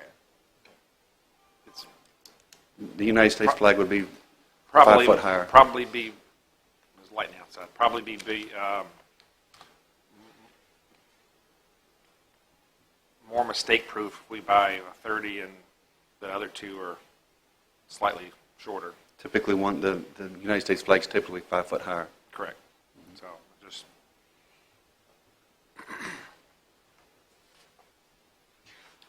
looking at it, I mean, if I'm using the peanut-shaped planter as a guide, that's a 30-foot long planter. This is a 55 to 60-foot deep memorial garden. The Memorial Garden's about 40 feet long. So we do know that. We actually came out and shot elevations, so we actually have that laid out on another page showing you elevations and actually have it gridded off as well. So I just remember it being 40 foot long. Are there flagpoles in that building already? There's one flagpole out there that we were going to look at possibly relocating to have another flagpole that's not assembled with this. We think we might be able to move that one. And are we putting lights on those flags? Correct. Okay. Okay. And is this the rocks, the slabs, are these in out west? Yes. They actually cut these off of the face, so when they're doing it, you know, it's a rock formation, and they actually cut it and split the rock off, so it comes off in you know, a flatter piece. It's not, they're not boulders that are, you know, the weather's worn on them to make them more round. They're actually slabs, so as they're cutting them off. And then once they do that, they will actually put rebar, drill rebar into the bottom, and they'll come with a huge footing that goes with them. So when it comes, it'll be shipped with a footing. We just set it on the ground so it can't be tipped over. Maybe I should say it can't easily be tipped over. So. Yeah. Okay.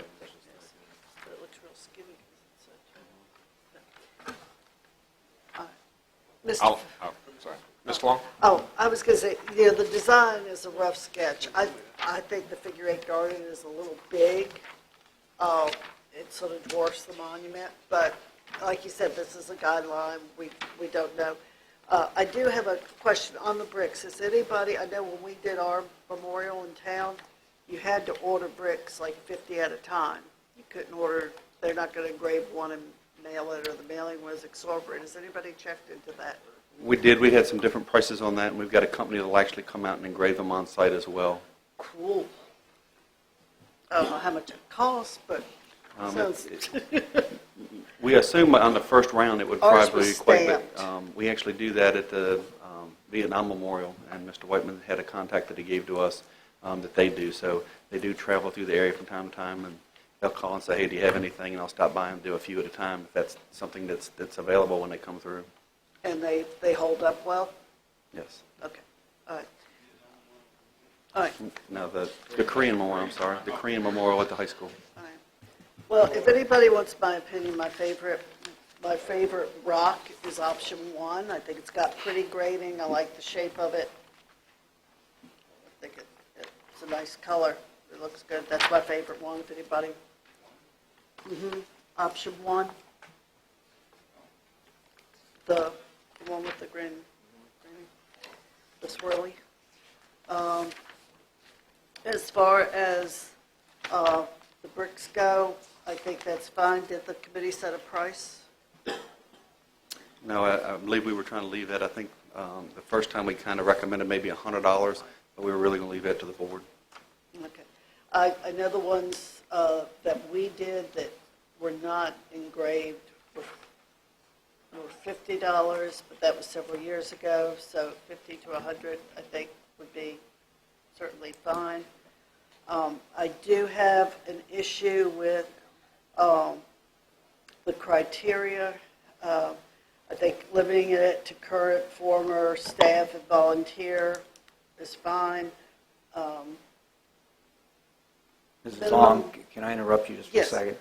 If you're going to involve engraving of bricks other than line of duty death, Sheriff's Office will not be a part of this memorial.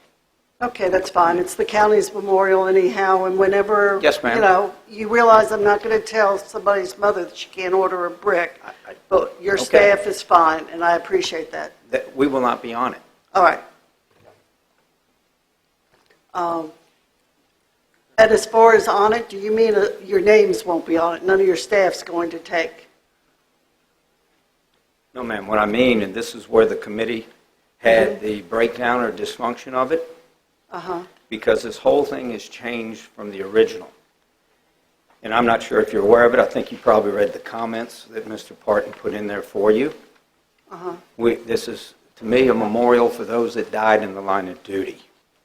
When we started getting into everything else, of this volunteer, that volunteer, coming up with how many years of service, and I'm not here to judge Justin Howard.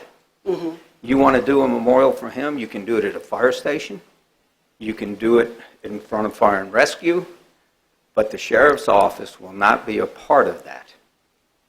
Okay? And I don't like to speak about the dead, but please, if you wish to, review the autopsy report. Okay? And the reason why, Mrs. Long, I am where I am, and I said I'd hold the comments, is simply because you will not have the sheriff's logo. You can just have a memorial for the county for EMS, as far as fire and rescue, not the sheriff's office. All right. I will say that's fine. That is your opinion, Sheriff. And Yes, ma'am. You will not use our I logo. will understand that, but we're going to do this one way or the other. And if we say first responders, law enforcement, Do not include the Caroline County Sheriff's Office, ma'am. I control them, not the county. you control them. I'm not Yes, ma'am. sure you have control of the seal, but we will think I find do. out. Okay? Because We'll I'm a take that up with constitutional them. officer, ma'am. Mhm. It's the star. You will not have that. Right. But the reason this was never thought of, to me, as a memorial for those lost in the line of duty, it was a memorial that the community was going to do to thank those who give their time and their choice in career, their time away from their family to serve the county. It had nothing to do, and it never did start out as for people lost in the line of duty. There was discussion about doing something special for the 4 that have been lost in the line of duty, but dear Lord, please don't ever let us sell enough bricks that we pay for this memorial because people have been lost in the line of duty. I never want to lose that many people. This is a way to say thank you for those who get their time, and there's not a darn thing wrong with us doing that, and we would love to respect all those who give their time and their effort. And we will research as far as what we do with symbols or how we word things. But I have family members in my district, and I'm sure you have neighbors who get up at 3 and 4 o'clock in the morning and go running calls, stay out all night, and get up and go to work the next day. And if that's not worth allowing a family member or friend to buy a $50 brick and recognize them to say thank you, then shame on Caroline County. But getting back to the criteria, I am opposed to decisions being made by the heads of the departments. We have a criteria that says so many years or so many hours and a good record. Problem is, staff doesn't stay, and this memorial is going to be here forever. So it should just be, somebody keeps all those records. If a form comes in and it says for so-and-so, Caroline Fire and Rescue, we look, we make sure they were employed, that they worked a number of years, and they weren't arrested or fired, or let go before their time, and they get their brick. Same with volunteers. Somebody writes it in, they were a volunteer, they did their 10,000 hours, they moved, they retired, whatever, they can get a brick. Personally, there's no decision to be made. They've met the criteria, you take the money, you order the brick. On the support pavers, I think it should be no less than $500, because I know what we're paying the Freelance Star now for ads. So this is an ad that lasts forever. But I am opposed to there being commercial symbols on the brick. I think it could just be supporter and the company's name on there. It doesn't need, the lining of this memorial does not need to look like a walking billboard, but it certainly could have any names. It could have Cheney or whatever company is out there. Give me some company names. It could have Freelance Star, McKesson. It could have that name on it and support it provided by or supported. So that's sort of where I stand right now on that. So I've said my piece. Is that a motion? Well, somebody else might have discussion. We have some more but I discussion. make a motion. Mr. Thomas, do you have a discussion? Mr. Black? I was going to talk, but there's not much I can add to that. I do want to thank the committee that started with Ms. Taylor. This all started, and I've said this before, this all started because Justin Howard died. Whether you like him or don't like him, it was started by a citizen, not me, it was started by a citizen who's sitting right over there because of the fact that Justin Howard died. Maybe, Sheriff, you didn't know him as well as we knew him, and I'm sorry how he died. But Justin Howard did more for this community than you can ever imagine. And, 14 years old he started volunteering. 10 years of his life he gave to this county. Eagle Scout Project at Ladysmith Fire, volunteering while working full-time. 337 documented calls. That's documented when the documents weren't that great. 506 hours he gave in 2 years to this community. I'm not here to judge. And bottom line is, I don't think anyone here is. We're not St. Peter. We're not at the gates. And so this started originally as an idea to honor people. So just kind of like the memorial over there with the Korean War Memorial. It was kind of the same concept. I don't think we've ever had in the Korean War Memorial, I don't think there's a background check on the people who have bricks in the Korean War Memorial. I could be wrong, but I don't think that's the case. It is to support the fire and EMS. If I'm not mistaken, Mr. Shebel, you can probably answer this question. 20 years ago, what was the last, when did we go to full-time fire? 30 years ago, when did we start with full-time? What's that? Okay, the point is, we had volunteers in this county whose families, they would love to see their family name on a brick, celebrating the fact that they were part of this county and saved lives before we had full-time staff. That was the idea of this.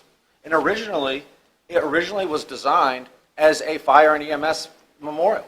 And then we said, hey, Sheriff, you want to come in?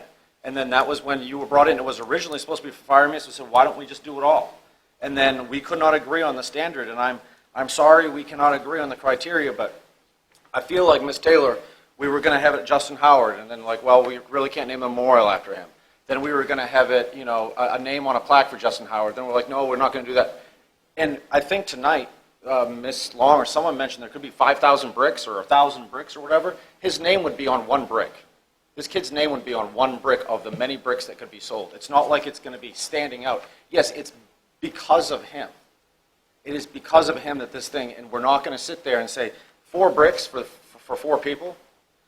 It has been very, very, very frustrating that a committee that has agreed upon, and I believe, I can't speak for staff, but I think staff has also come up and worked hard to try to get this criteria, that one individual can stop something that's very positive from happening in this county. And that's where I stand. Okay, since you directed most of this at me, Mr. Black, I'd really like to be able to respond. And I just would like to respond from the fact that, as you said, it started off with the EMS fire and rescue. So keep it at an EMS fire and rescue. I'm okay with that. I have no problems with that. I'm not here as far as, like I said, I'm not God.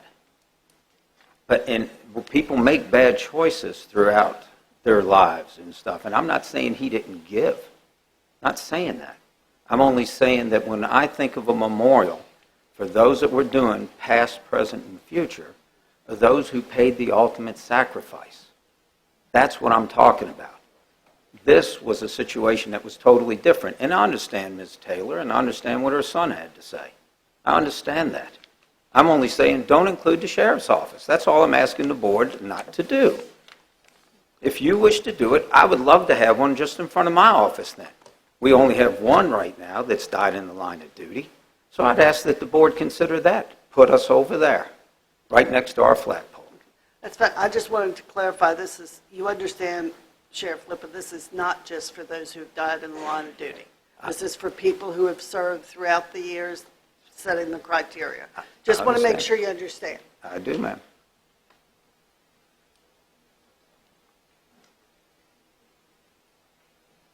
Mr. Underwood? It's not often that I'm speechless, but I won't be this time. I just have really two concerns. We set the criteria here in our minutes, in our agenda, and it says, shall have departed the organization in good standing as determined by the organization representative. If we're not going to do that, we should take that out, and that not be part of, so I think there needs to be some work here, and then I understand, this is one that you understand both sides of the coin here. I understand what Sheriff Lippa is saying, and I certainly understand what friends of Justin Howard is saying. And I think we just have to try our best to find common ground, but I think we need to make some changes here in the criteria first so that it all fits as it should.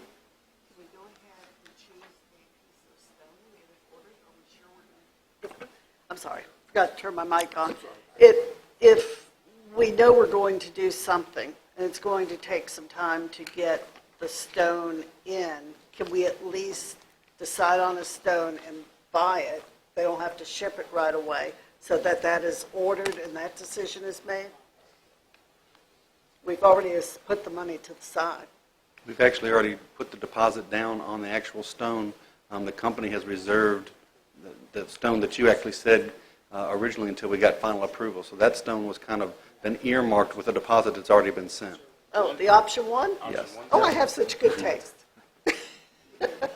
So from tonight, from what I've heard so far, what I'd like for the board to do is if you could at least prove, and we'll say that's the stone that we want, we'll bring back a new draft copy, understanding what's been discussed. If the board agrees with that as a whole, we'll rewrite that and bring that back at the next meeting, and then bring back the logos for you all to look at for the design to go on it.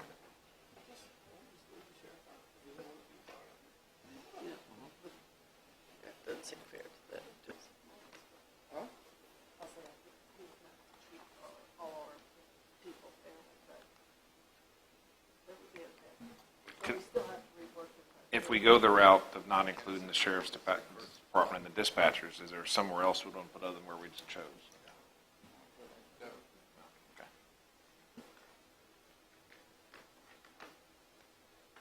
So because we can't agree now, we got two?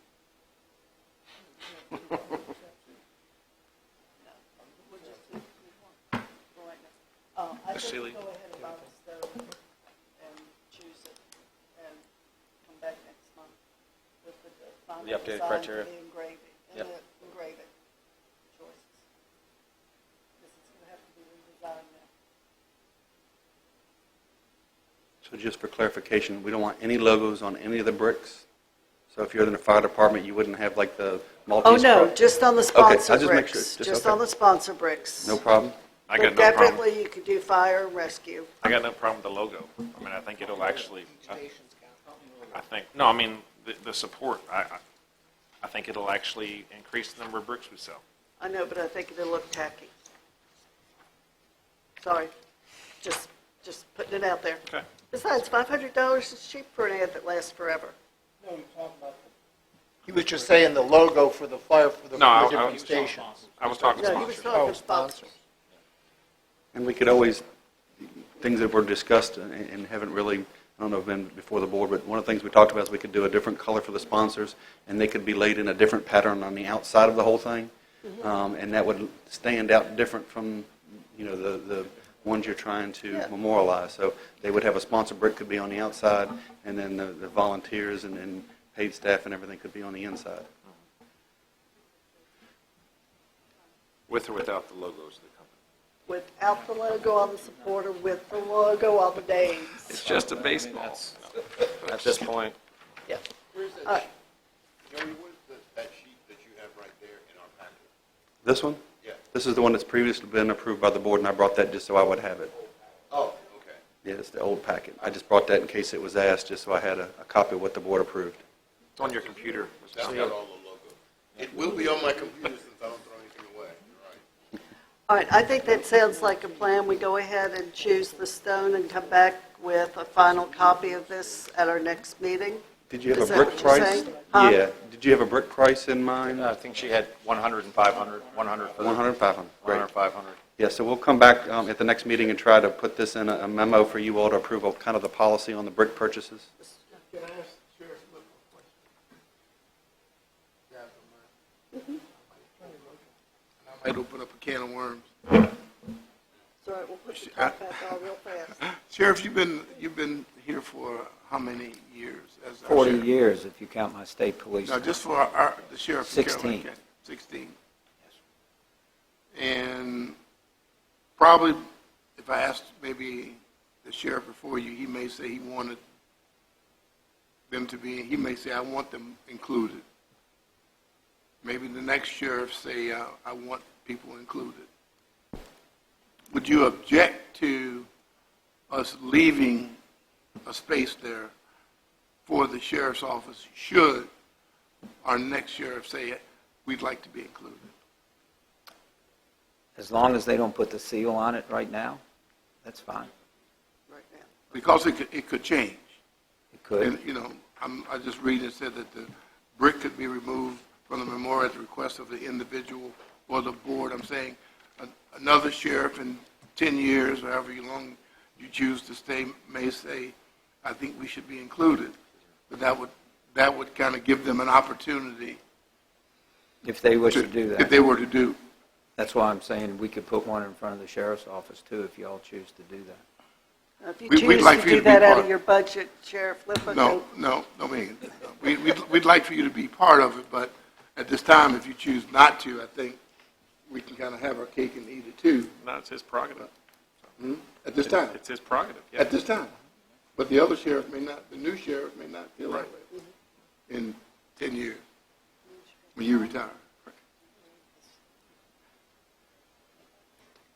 So. I That's a good understand thought, it. Mr. You know, Underwood. like I said, this has changed so much as it Right, I was, and I understand. made that very clear to start with. And I therefore, never y'all, understood it as that, so that's We're why I fi- couldn't understand where you were coming from. So now I understand, because it was a difference in communication. we're good, Mrs. Long. Thank you. If Yeah, that's- let's do it. Thank you, thanks, sir. Okay, I make a motion, we go ahead and purchase option one. I'll second that. Y'all like the sandstone look from Southwest? Well, I don't know, it was the one I liked most from the pictures. Which one do you like? That's okay, you can put it in here. I'm kind of privy to 2 or 3. Now I lost my pages. That's all right. 2 or 3, hold on. I like 2 the most, but as with my furniture tastes and everything else, it's always the most expensive, so. It's awfully tall. I'm afraid it would, 7 feet tall is tall. That's what concerned me on that one. True. Want something tall and imposing. Yeah, but not one. What's it? You want something tall and imposing, don't you? You don't, Or you want to use a pebble? well, it's 5.5 foot high, wide. Okay. Okay, somebody just get a rock. I like the grading on one, but And we're going to We pay to can ship do this thing 2. across the country? Yes. We got rocks here, Dora. We can go pick it up if you'd like. Well, we know somebody. yeah, it's hard for me to imagine we can't get something out of the mountains of West Virginia or Virginia, but I know they've looked, so.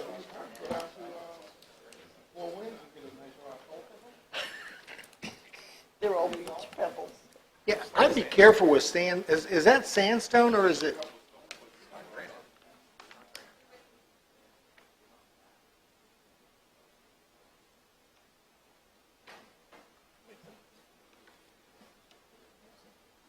Okay, if you want to do 3, you can do 3. We don't need the most expensive one. I'm okay with 1 or 3.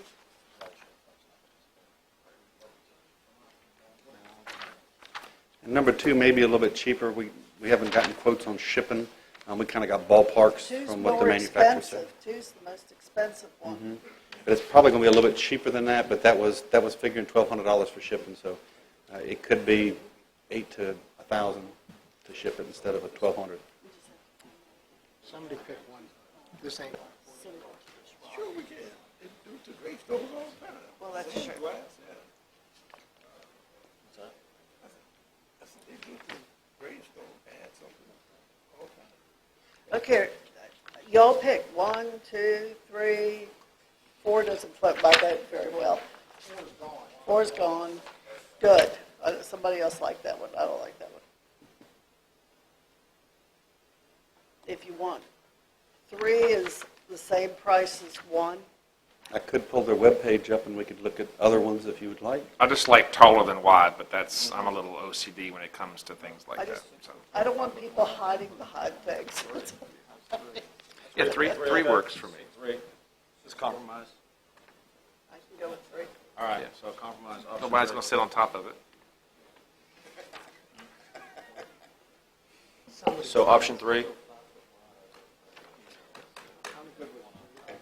Mr. Black would like 3. I'll make a motion that we adopt option 3. I knew you would. I had it on my computer. You I'll want make to a- look at my pictures? There's a motion Sorry, I missed the motion. I was to distracted. adopt option 3. All right. I'll modify, I'll withdraw my motion. Jeff's done all the, Okay, lot we of have a work on motion this. to Should have his pick. pursue the purchase of option 3 in our book, which is $8,600. We have a second. Second. All right, we have a motion and a second. Any other discussion? All those in favor say aye. Aye. Any opposed? The motion carries. We are going to pursue option 3. If they can make it look like option 2, that'd be great.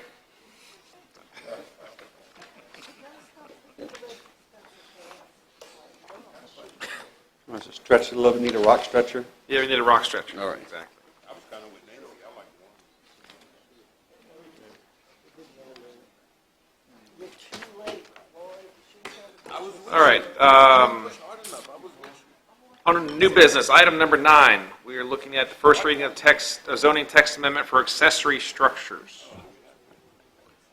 Mr. Chairman, members of the board, this first reading is related to allowing accessory structures under limited circumstances in the front yard of a R1 zone parcel. Basically, it would be due to Chesapeake Bay Preservation Act restrictions in the side or rear yard that preclude the placement of an accessory structure in the side or rear yard where it's otherwise required. And is a gazebo an accessory structure? Pardon? Is a gazebo? Yes, sir. So is Lake Carolina an R1? Yes, sir. Okay. So is Lake Landor. And the restriction for the RPA Yes, sir. applies to a 8x8 shed as well? If they can't, first they have to demonstrate that they can't mitigate to allow the placement of the structure in the side or rear yard. Okay. Because in some cases, a modification to an RPA is allowed with, by offsetting that with work elsewhere. Okay. So they have to demonstrate that they can't do that. Only when they demonstrate that they can't do that would this come into play. It's not automatically allowing everybody to have an accessory garage or other accessory building in their front yard. Very limited circumstances. Okay. Can they put a shed on top of their drain field? No, not without health department. You can't do anything to otherwise damage your drain field. So has that happened with any of these that have already been through the system? I can't answer that, Mr. Seeley. Well, that's, In a lot of cases, shed up to 256 square feet don't require a permit anyway. So they can put a 12 by 12 shed anywhere they want. Doesn't require a permit. So this is only for structures that require a permit? Correct. A zoning permit wouldn't be, so you can put any kind of structure as long as it doesn't require a permit in your front yard. No, accessory structures are still subject to that Zoning. limitation. They're still zoned as a But they don't have to get a zoning permit for any structure under 256 square feet. They're still subject to it, it can't be in the front yard, but they don't have to come in and apply for a permit. But they can't put it in their front yard. Correct. The front yard setback doesn't allow Correct. structures, permitted or otherwise. Correct. I mean, we're talking about a 15,000 square foot lot that's got a house on it. Yes, sir. The issue that's driving this is many of these houses were built to the rear of the property, near the lake or near a water feature. Then the Chesapeake Bay Act came into play. Chesapeake Bay regulations were mandated by the General Assembly, and people effectively lost the ability to use portions of their side or rear yard for the placement of these accessory structures. And it would be strictly tied to the Chesapeake Bay Preservation Act. I got it. Yep. What we're doing is creating a new zoning district, right? No? You're allowing a modification to the R1 zoning district where you have a Chesapeake Bay regulation issue. So it's going to say where there's an RPA. Yes, sir. So in other words, I can't put one of these in front of my house because I'm not in the Chesapeake Bay area. Very limited, that's correct. Oh, okay. And how do we get around allowing it if the General Assembly says X and we allow it on our own accord? Because we're charged with enforcing it. Yes. So we're, by default, allowed. It was a state permitted. regulation that they required localities to adopt those state regulations. Okay. And then within that regulation, there is some leeway for a jurisdiction to set rules for this.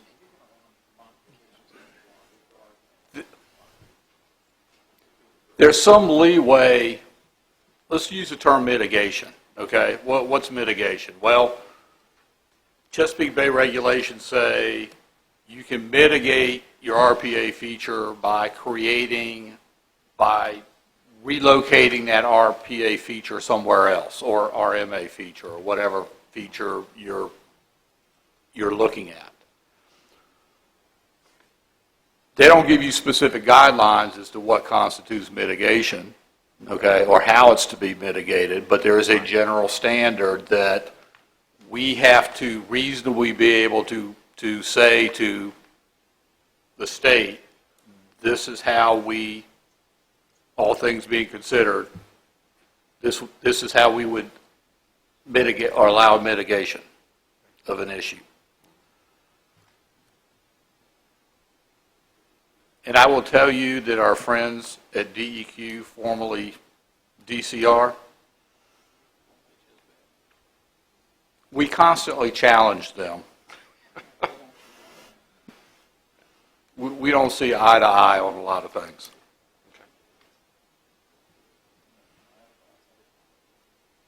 Okay.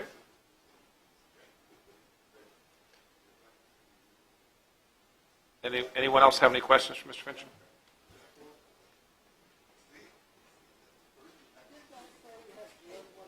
This is just a first reading. There was no action necessary. If we can continue the first reading, or we can go to public hearing, it's the board's pleasure. All right. If there are no questions, we'll entertain a motion to forward this to public hearing. So moved. Second. All right. We have a motion and a second. All those in favor say aye. Aye. Any opposed? That will be forwarded to public hearing. Closed All right. session. We've already done 10. Number Want to do closing board counts before we go to closed 11. session? Okay. What are the, this grant. Not Michael. Okay. All right, do you want to do closing board comments now before closed session? All right, we're wrapping up. We're going to go into closed session. However, we'll go ahead and entertain any closing comments now versus when the vast audience has left the building. Mr. Thomas, do you have any closing comments? Yeah, I forgot to say thank you for consent agenda item F, which was the resolution that I presented a couple of weeks ago for Reverend Berriman. I appreciate the staff and the board doing that ahead of time. And also, I would move towards pulling the franchise agreement for Comcast because it seems they failed us, and maybe we should look at that through our county attorney. Okay. Mr. Black? Yeah, I just have one. I do have someone else that is interested in the complete count. So if the board would be okay, just to double check with them, okay of appointing them on that complete count committee. If you guys are opposed, or I can just do it now. I mean, if you guys are opposed to it, I do have another citizen that would be interested. They want to be on the committee. Okay, we can accept it now if that's the pleasure of the board.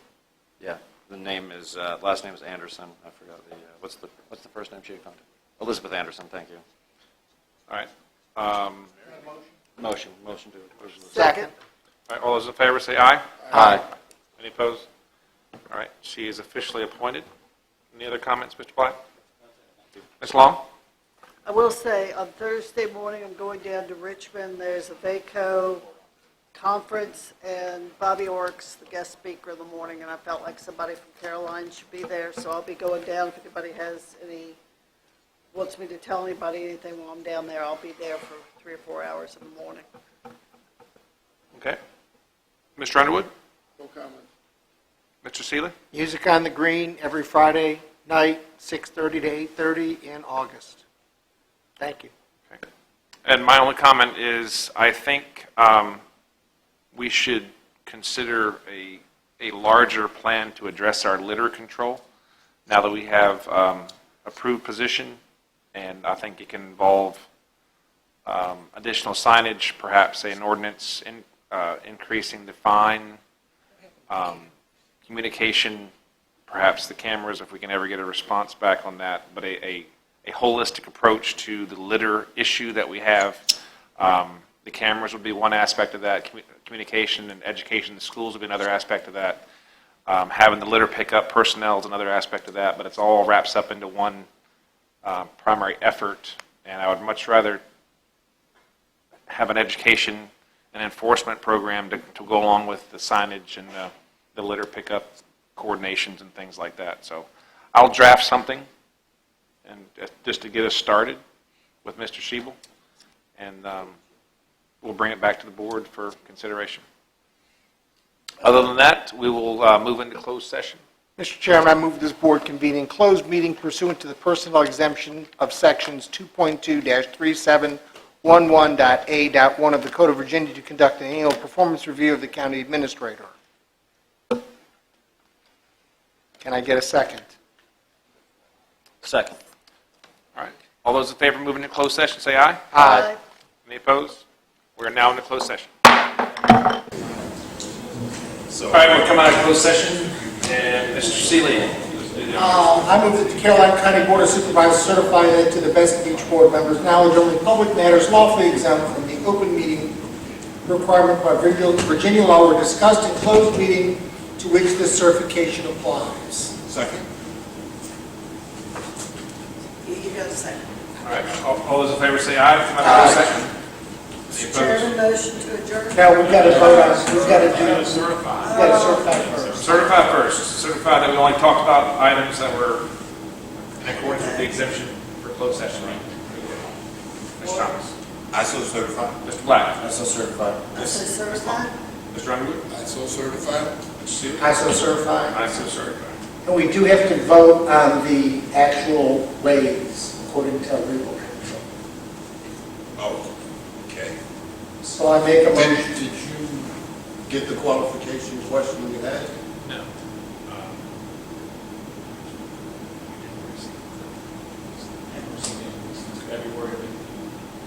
Since when? February 18th. February 18th?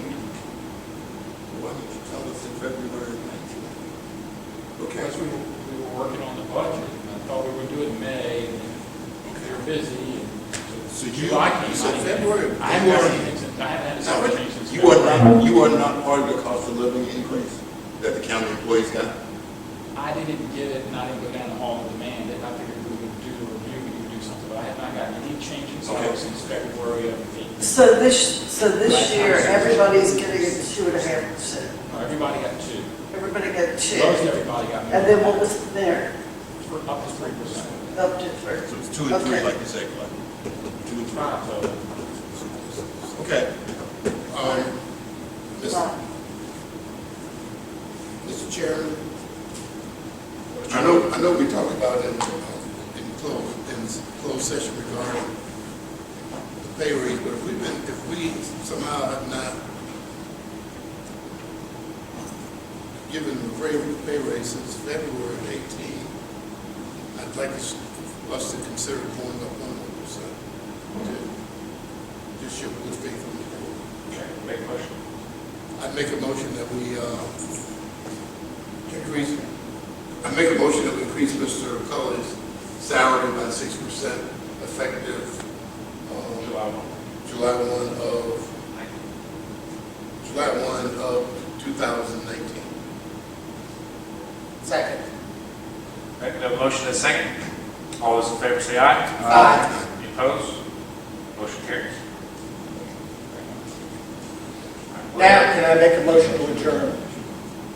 Yes, do I second? Yes, you may. We have a motion and a second to adjourn. And all those in favor say aye. Aye. We are adjourned.